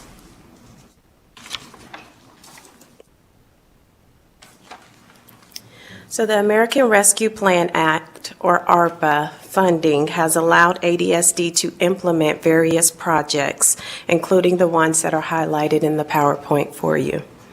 Some of the funding has been used to address wait lists of various programs, such as our Homemaker program, our Assistive Technology for Independent Living program, our Nutrition program, and our Home Modification and Repair program. We have also used funding to implement services to help the agency identify barriers, to promote efficiency in services, to modernize our data systems, and to receive information about our current processes so that we could improve upon them.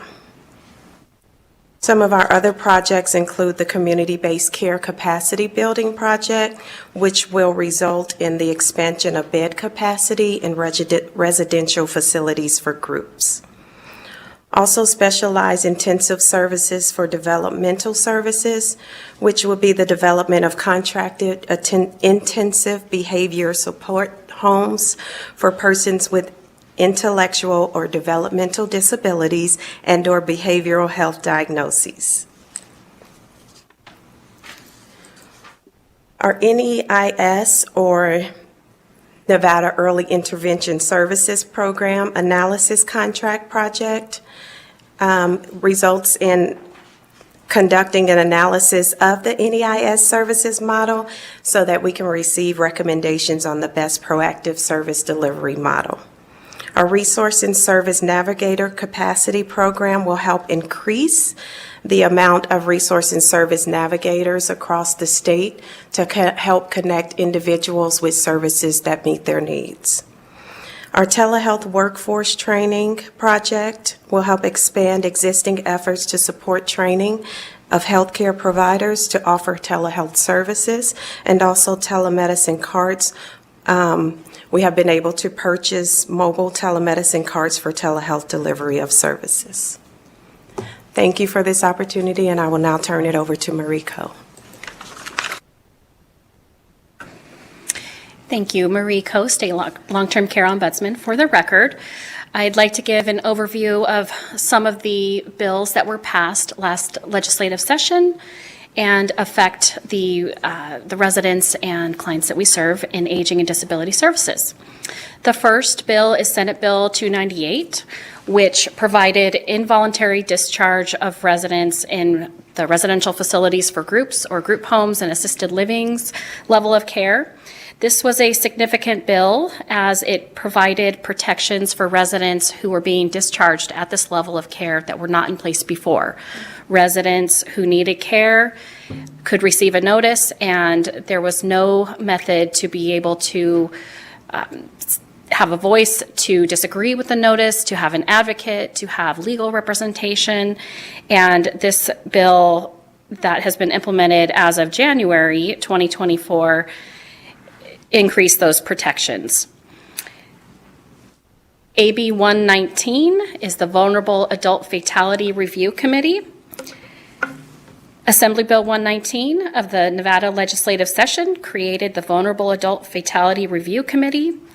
The committees are recommended from the American Bar Association after National Adult Protective Services data trends indicated an increase in abuse complaints resulting in death.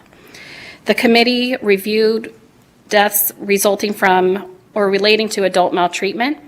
The duties of the committee will be to collaborate between members of various capacities to aid in the fair conclusion of adult maltreatment deaths and will identify gaps in services to mitigate vulnerable adult abuse resulting in death.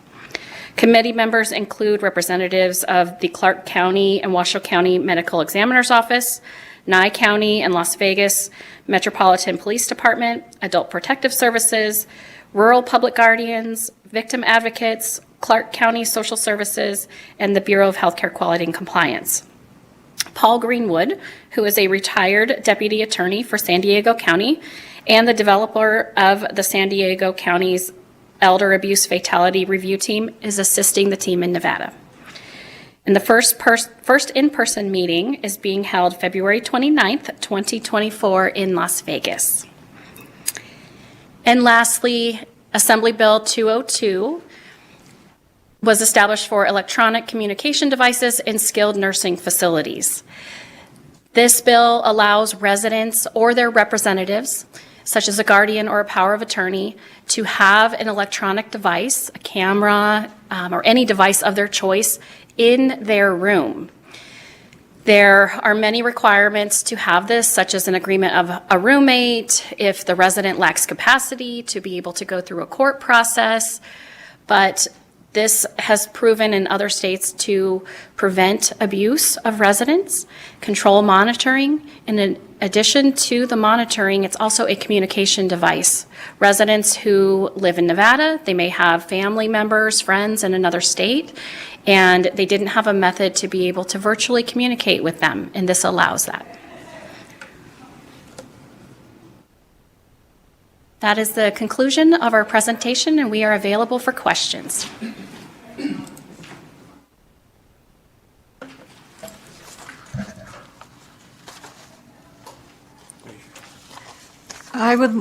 This is Fran Alvarez. I have a question before we start with all questions. For Ms. Ramos, the waiver eligibility, is that income, or do you have to be on Medicaid? I mean, what are some of the criteria for that? Yes, Ariana Ramos, for the record, yes, we do consider your income and your assets. I don't like to get usually too much into it just because it is a very technical and very complex determination that what we work with welfare to assist with, and they make the determination. And because of that, we just say, please apply. If those services look like you are interested or you need them, apply, and then we'll help walk you through the financial part of it. But yes, income and assets. Any questions, members? Dr. Jordan? I have two quick questions. Can you tell me the difference? You have Medicaid and Medicare centers. What's the difference between the two?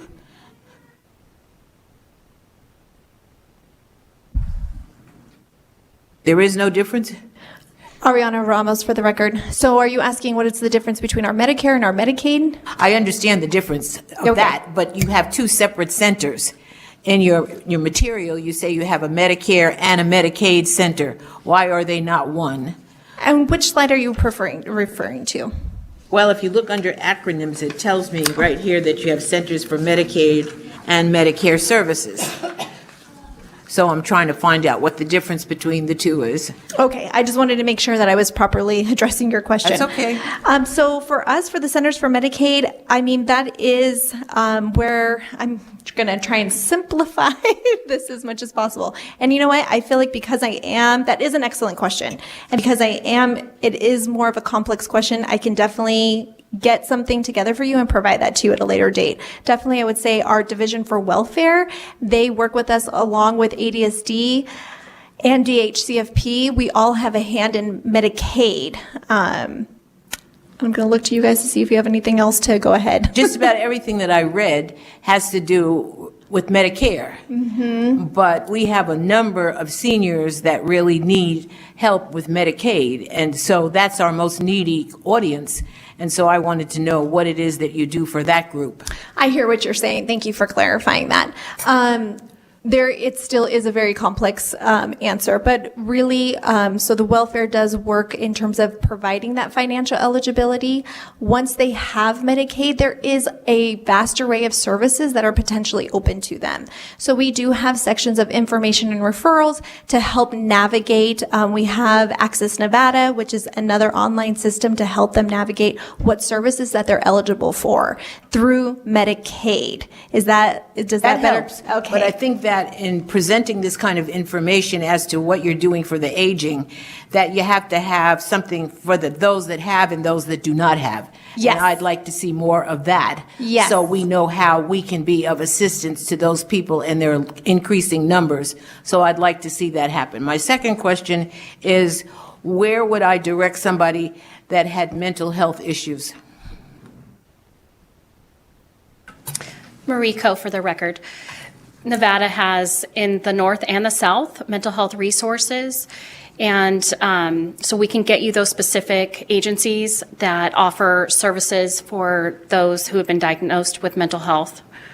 But to this date, you don't have anybody that does it through your organization? Through Aging and Disability Services specifically, we do not have a identified program. We partner with Northern Nevada Adult Mental Health Services and Southern Nevada Adult Mental Health Services. I'm bringing that up because that's one of the biggest issues known to man right now, that it's hard to find a doctor, it's hard to find services, and I think that we have a number of people in need of those services, and it's ever increasing. Thank you so much. I appreciate the presentation. Thank you. Thank you. Any more questions? I have a question. Okay. Yes, I have a question, yes. Mr. Slaughter? Excuse me, yeah, Ms. Frank Slaughter here. How about people that are homeless? How do you, I mean, they come volunteer to your program, correct? But how about people that are on the street that are homeless and have mental problems and of age? How do you contact them? Ariana Ramos for the record. I'm sorry, what was that last part? How do we contact them? How do you identify them? So we do receive applications from people who are unhoused. It is very person specific to their situation. We don't have services that directly support them, but through our information referrals and through our advocacy team and through all of the different systems that we presented here today, we do work together to try to assist them in connecting to services that ultimately they need in order to find a safe placement. One more part of that question is, you just say that people do come as far as they fill out an application, but how about people who don't fill out applications that may end up in the criminal justice system and they need your help? Ariana Ramos for the record, we actually have that as well. It's education and letting the other entities know about us, which we're doing a lot more community outreach in order to educate people. We do receive applications from people who are coming out of jails and different, that does happen, yes. Thank you. Mr. Toth? I have a question. Yeah, go ahead. Oh, I'm sorry. You go first. No, my question, I have two folds to my question. Is 211 the best way to reach you all? And as far as community outreach, what type of program that you have in place as far as community outreach? Do you visit the senior centers and things of that nature and give presentations? And how do you actually go about it? I haven't been privy to one of the outreach programs that you do. So exactly how do you go about with reaching the senior community with your services? LaDon Knighton for the record, thank you for your question. To address your question about outreach, many of our providers go out into the community and perform various events for outreach to raise awareness for individuals that are seeking services. In addition, we have brochures and other pamphlets and information that are left at libraries, senior centers, various places. We continuously work to enhance our outreach efforts, but we do collaborate. Who are your providers that does the senior outreach? Who are your providers that that provide the information to seniors? And is it you, or do you contract with someone? And who is it that you contract with that actually reach out to seniors to let them know that your services are available? Do you know, if a senior called 211, do you go visit the home and do an assessment? What take place there? My main concern is a lot of services are available, but people don't know about it.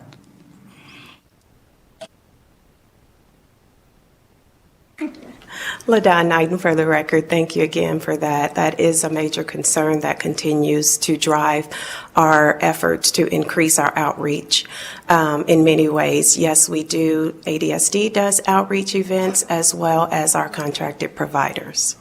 Yes, I hope that answers your question. And Mariko, for the record, we also have regional coordinators within Aging and Disability Services, and their target intent is to do that outreach effort for all of the programs that Aging and Disability Services offers, to reach as many possible communities throughout the state and provide education, provide the connection to our programs, the eligibility. And so education is a big part, and so as many people that we can connect with, we are going out and connecting to collaborate with everybody. So it's not a siloed method of the information, but partnering in as many areas as we can. Thank you. I would like to remind members, when you wish to speak or ask a question, please raise your hand. That way we don't speak over each other. Mr. Troth? Thank you, President. A little follow-up on that. Can you give us an idea of this outreach and these services are provided, what percentage of that is provided by government workers, i.e. city, county, and state workers, and your community partners who are / contractors or people that receive government money to do these services? That's first comment, if you'd address that, and then I had one other one on the American Rescue Plan. Just an idea. You don't have to give me specific numbers. It's just... LaDon Knighton, for the record, thank you for your question. We will be happy to get a percentage and provide that information to you. Just from the standpoint is that who's doing the work? Does that make sense? Yes. Is it government employees, or is it contractor or other agencies that do that? Okay? Thank you. We would appreciate that. I think that's something that we need to have some clarity on as a group here of who's actually doing all this. Okay, and then the next one is on slides 9, 8, and 9 there, when we talk about American Rescue Plan innovative projects. Can you give us an idea of how much the state of Nevada received money-wise to do some of these initiatives? And I know you may or may not have that off the top of your head. And then a follow-up question is, that's 21, 22 money, and what is HHS, is that right? Thought processes about one day that money's going to stop and who's going to pick it up to continue those programs. Mr. Troth, can you turn your microphone on, please?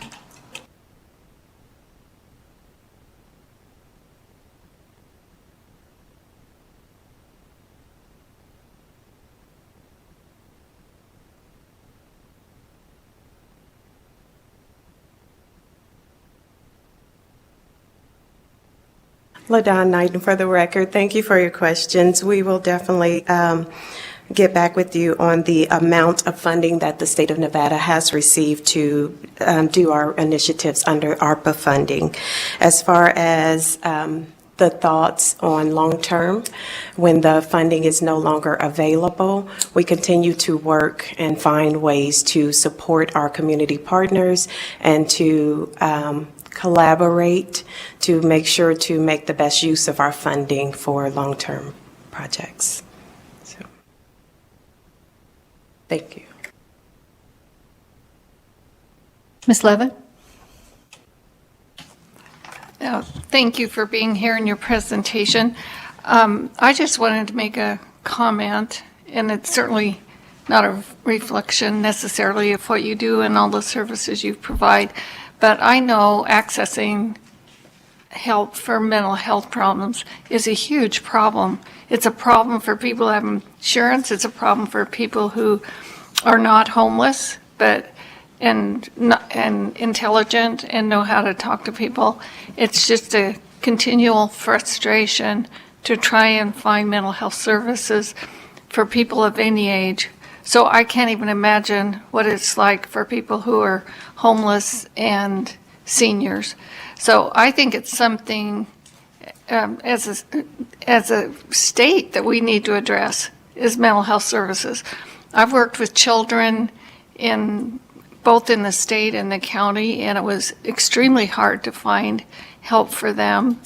And so now I'm in the senior arena, and in my opinion, mental health services has never been adequately funded in Nevada. So it might be something we as a committee might want to address for the senior population, but just in my experience, it's been very frustrating to access mental health services for clients.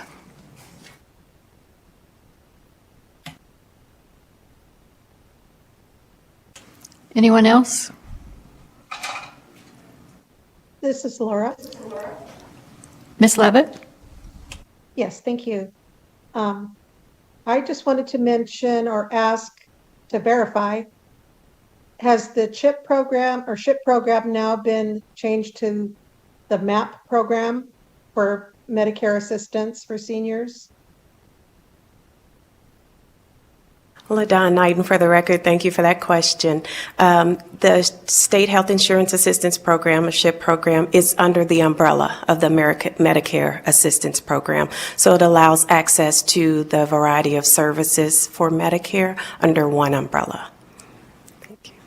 Thank you. And I just want to say how helpful that agency has been to myself and others that I've recommended. So thank you for that. And thanks for the presentation. Thank you. Thank you. Anyone else?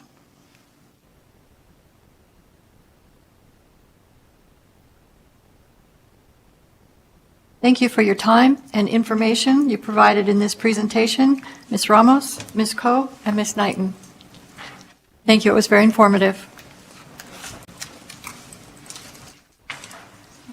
We are going to move to agenda item 9, which is an overview of the Nevada Silver-Haired Legislative Forum, our budget, duties, responsibilities, and related informational items. This will be presented by Mr. Nicholas Anthony, Director of the Research Division of LCB. Thank you, Mr. Anthony. You may proceed.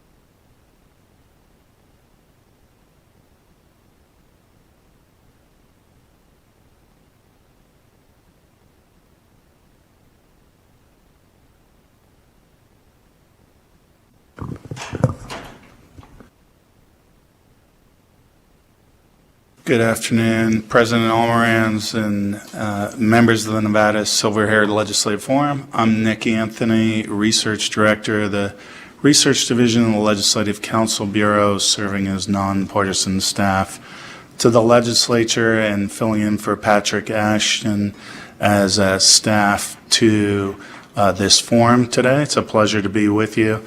The last item on your agenda today, item 9, is just a brief overview of the Nevada Silver-Haired Legislative Forum, of which you are all a part of now. We'll walk through some of the statutory history and a couple of the duties and responsibilities, and then we can open it up for questions.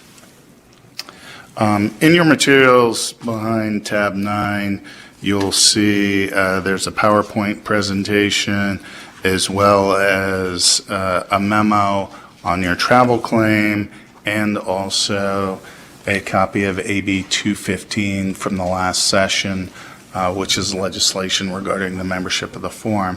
We'll walk through those in due time.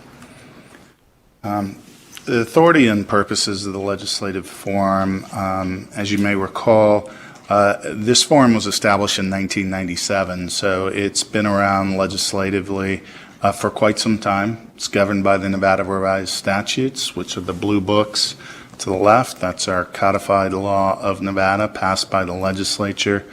Its duties and responsibilities can be found in NRS 427A.313 to 427A.400. And the purpose behind the Nevada Silver-Haired Legislative Forum is to identify and act upon issues of importance to aging persons in this state. So that's kind of the broad catch-all of some of the legislative history of why the forum was established and the need for it and the importance to the Nevada legislature. The forum elects its own officers, as you all just did earlier this morning, and there are also appointed members that may be appointed. President can serve a maximum of, it's a 2-year term, and can serve a maximum of 2 2-year terms. Vice President is a 1-year term, and the Vice President assists the President in coordinating the duties of the forum. There are 2 facilitators who were nominated and elected earlier, one from the northern part of the state and one from the southern, that are also there to assist and gather information of issues of importance to the forum and report back at each meeting.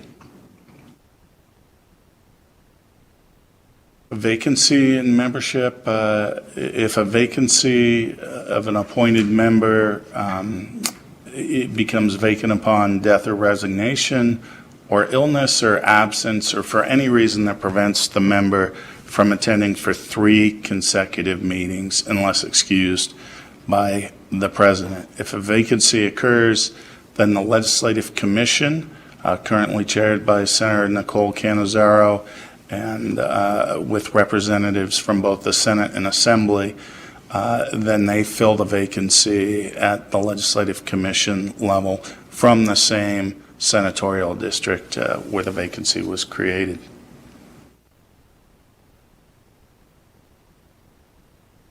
Powers. The duties and powers of the Silver-Haired Forum pursuant to NRS 427A.390, the forum is required to submit a report containing recommendations for legislative action to the Legislative Commission and the governor. That report typically comes out in the fall, so that'll be the fall of this year, 2024. The forum can also accept gifts, grants, and donations to further their purposes and adopt procedures to conduct meetings of the forum and committees thereof. The forum is also statutorily authorized to request 1 BDR, as President Almoranz referred to earlier. A BDR is a bill draft request for legislation. This forum is allotted 1. Typically, the forum takes a vote at your last meeting called a work session on various ideas that you'll hear throughout this interim. And then there would be 1 recommendation for advance to the 2025 session of the Nevada Legislature for a bill draft request to change the law relating to an issue of importance that you all found during your committee hearings this interim. That BDR request is due by September 1st of this year. Appointment of advisory members. This forum may appoint advisory members, and then the forum must prescribe the title and duties of the advisory member, the term and length not to exceed 1 year or 12 months, and the advisory member must fulfill certain eligibility requirements. Such an advisory member could be, for example, if you had somebody, a member of the public, that had expertise in one particular area of the law or of a particular interest to you. The forum could decide to appoint an advisory member to further explore that issue and then report back to the forum at the next meeting. Public meetings, as discussed earlier, the Silver-Haired Forum is a public body under the Nevada Open Meeting Law, Chapter 241 of the Nevada Revised Statutes. The forum may meet 3 or more times during the interim or as often as necessary during a legislative session. And forum committees may meet as often as necessary to conduct the business of the forum. Typically, the forum meets throughout what we call the interim period between legislative sessions. Our Nevada Legislature meets biannually for 120 days and every other year, beginning on the first Monday in February. So this forum will meet, is scheduled to meet from now, today, through August of this even-numbered year, 2024. You all are budgeted for 5 meetings, so you'll have 5 meetings between now and August with the goal then of coming up with one BDR to submit to the 2025 legislature. You're also free to make other recommendations in that report. Recommendations can be to support other legislation or other ideas for legislation, to draft a letter recommending certain action by certain bodies of the state, or you can simply include a statement that the forum found a particular issue of interest and meaningful, and you want to memorialize that in your report back to the legislature and governor. That can be included in the report as well. The budget for this fiscal year that was approved by the Legislative Commission in November is $7,500, which is anticipated to suffice for 5 meetings.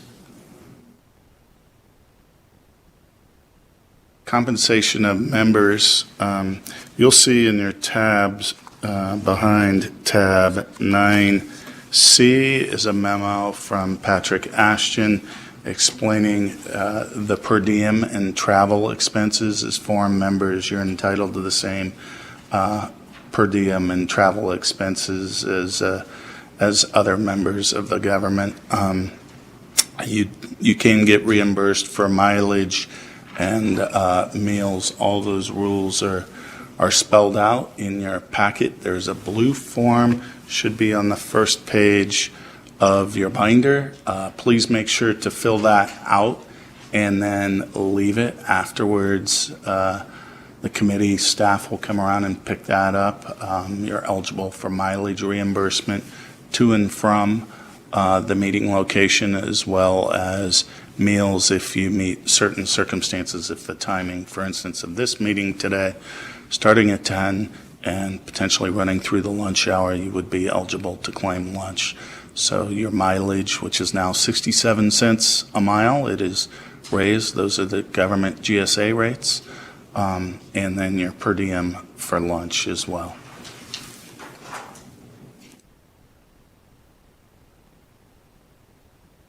And that is, I also wanted to cover a little bit about Assembly Bill 215, which is the very last page in the binders. You have, as you all will notice, that's a copy of the enrolled enacted version of AB 215 from last session.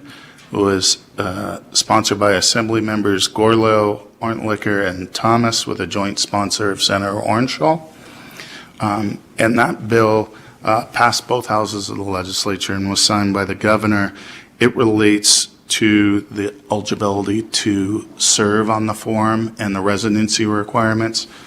Prior to AB 215, not only did you have to be a resident of the state for 5 years, but you also had to live in the district for at least 3 years. Your senatorial district, each of you have been nominated by one of our 21 state senators.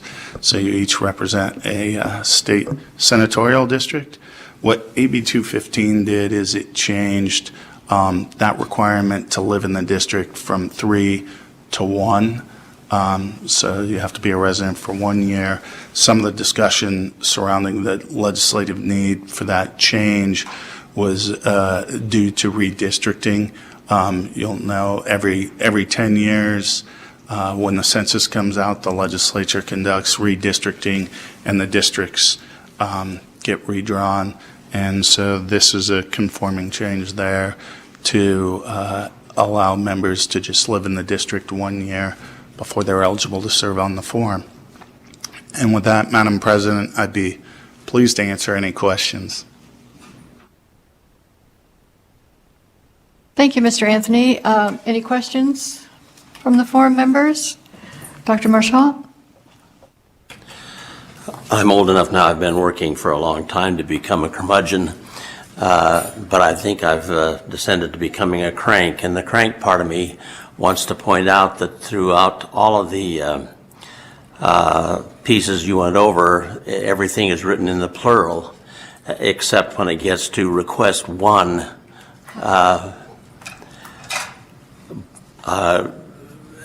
thing to the legislature. It happens that this group is rather wily and clever and intelligent, and last time we managed to do private letters to individual legislators to get a couple of the extra things done. So I just want to note that anytime you try to restrict an elderly person to only one thing, you're likely to run into some resistance. Thank you.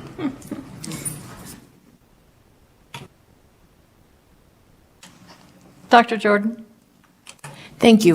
I just had a quick question.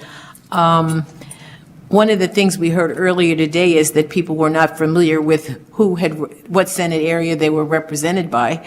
If you live in the district for 1 year, but it's determined that it's changed, how do you know who you're representing, and how do they know that they are representing us? The appointments are done at the time by the senator where you currently reside. They're listed on under tab 3. And those there are your name, the forum member's name, as well as the senator's name at the time of appointment. So you would be a resident of that particular district and at the time of appointment.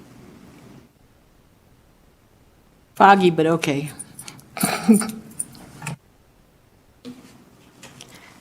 Ms. Bongiorno?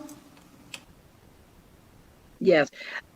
I have the same problem because I didn't know who my senator was.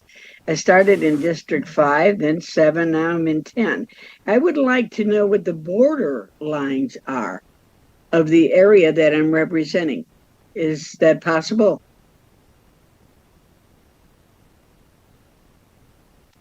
Yes, to forum member Bongiorno. This is Nick Anthony for the record. I don't know, maybe coming through in stereo now. My apologies.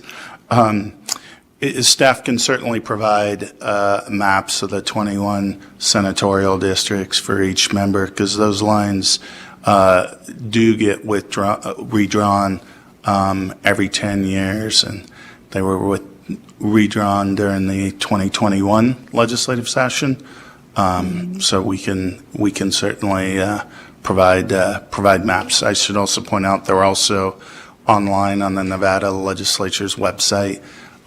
You can type in, there's a very easy little place to type in who is my senator, who is my assemblyman, who are my representatives. You put in your address and it pops up. But we can also provide at the next meeting, I noticed Ms. Kalina's busily writing down, we can provide hard copy for each of the 21 as well. Thank you. I would like that very much. Thank you. Anyone else?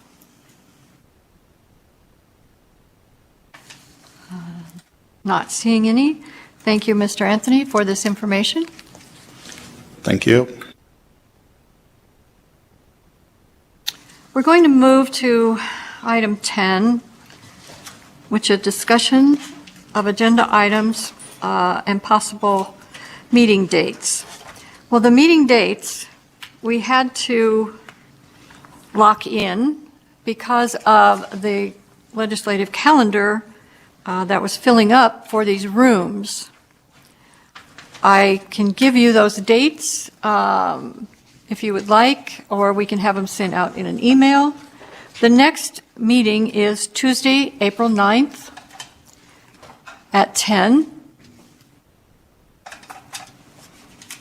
We have Wednesday, May 22nd, Wednesday, June 26th, and Wednesday, August 7. So we have 3 meetings in which to have presenters and try to decide what we would like to bring to the legislature for the 25 session. And August 7 will be our work session.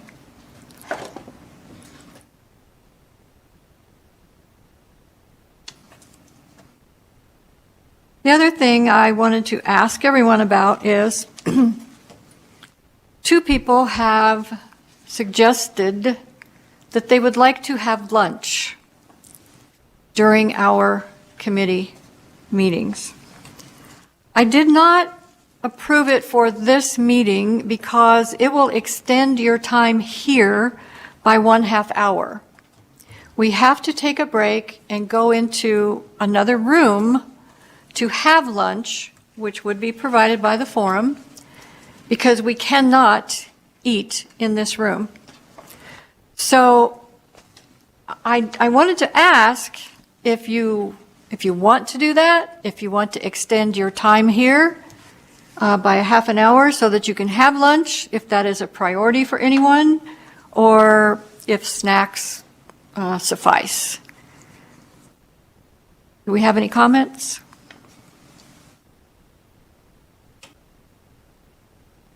Yes, Madam Chair.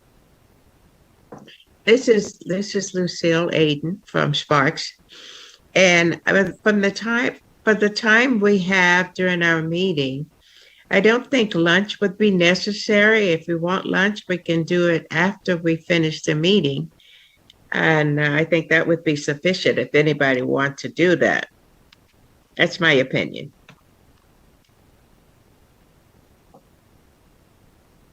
Thank you. Ms. Hoffman?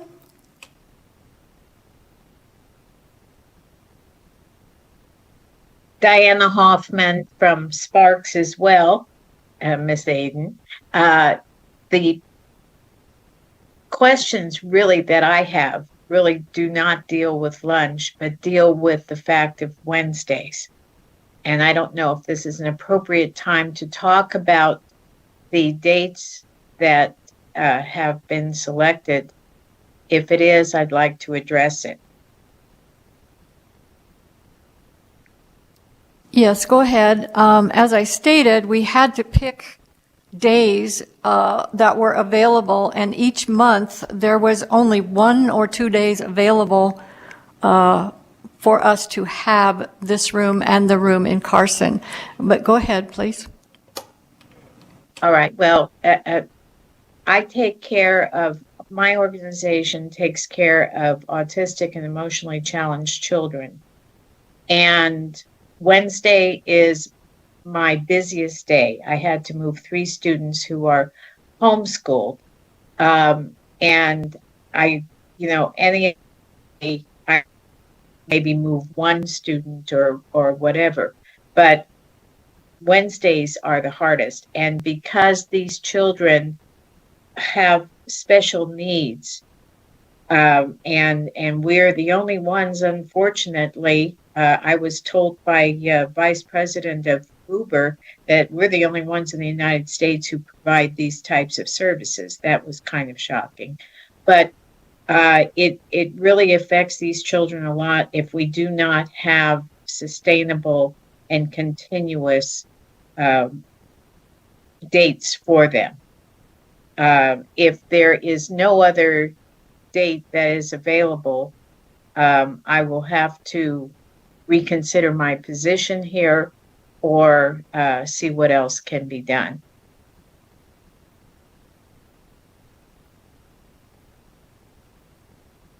Thank you. Anyone else have a problem with dates?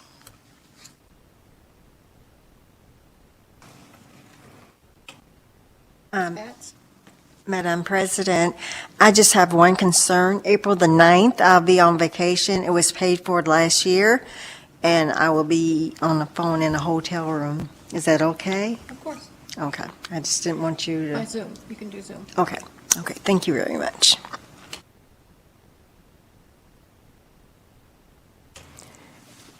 Anyone else? Mr. Troth? Going back to your lunch idea, either way, I'm good with whatever's decided. I can do without lunch, or we can do snacks.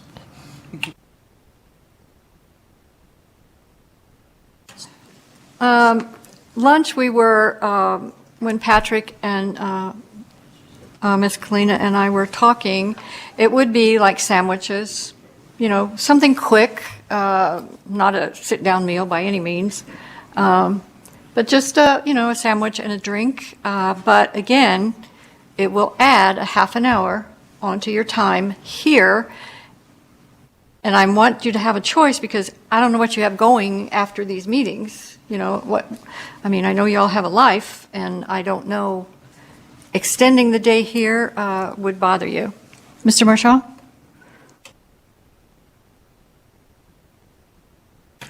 I would prefer, in the words of a notable comic, to just get her done.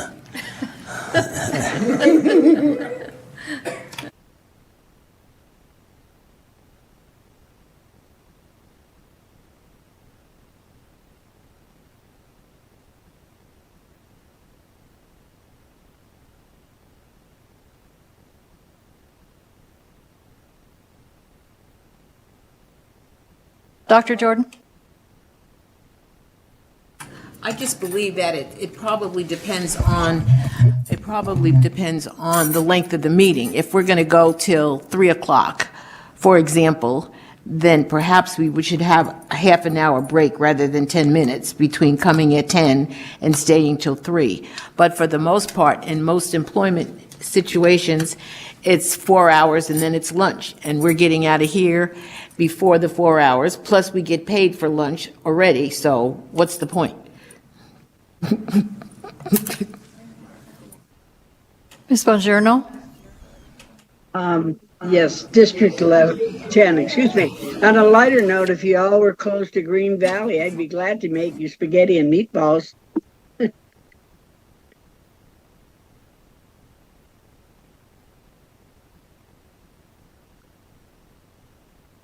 Mr. Slaughter? Oh, I thought you had a question. I'm sorry. Ms. Batts? Madam President, can we just take a vote? Please? Thank you. It has been brought to my attention that on a day when we have many presenters, and I'm thinking especially August 7th, which is our usually longest day, we will have lunch on a case-by-case basis. If we have a day like today when we're finished by 1:30, I don't know that y'all want to prolong it for lunch, but on another day, and like I say, especially August 7, I think that would be a day which we could have lunch. Any comments, questions? Well, for me, it depends on the day, because at 2:00 I have chemo, so it kind of conflict with some of the days I have. Not all of them, but some of them. But I can always skip lunch, but not if you have it in between the meetings, so. I don't know. Thank you, Ms. Aiden. Ms. Levitt?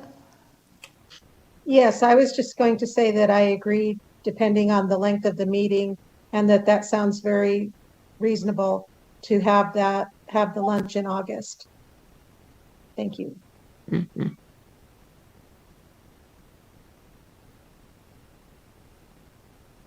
All right, so once we know the agenda, which Ms. Kalina usually lets me know 2 or 3 days ahead, we will decide if that is a good day for lunch, and we will let everyone know by email before the meeting that we will be having lunch, and it will be a longer meeting.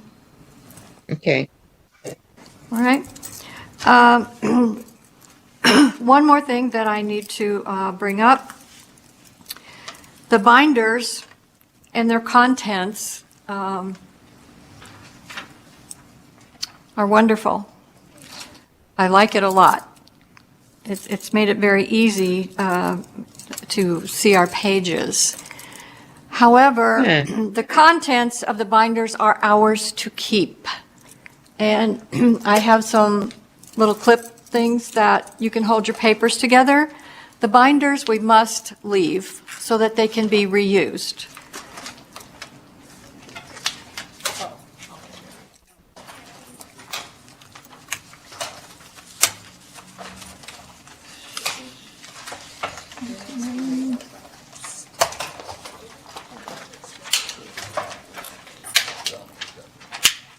Board members, thank you for your input.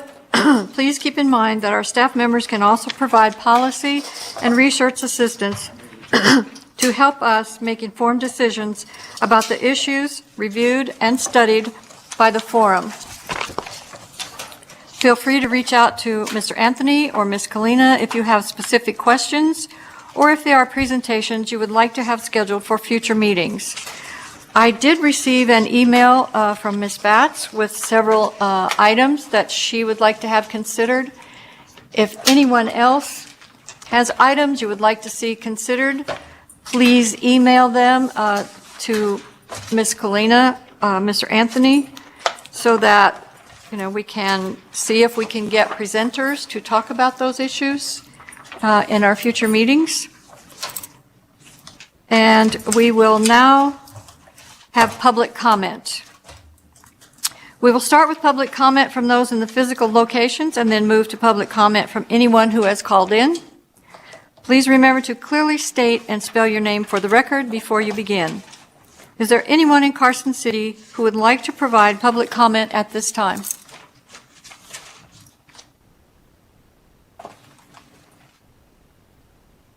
Seeing no one at the table. Is there anyone in Las Vegas who would like to provide public comment at this time? I see no one at the table. BPS staff, please add the first caller with public comment to the meeting. The public line is open and working. However, there are no callers at this time.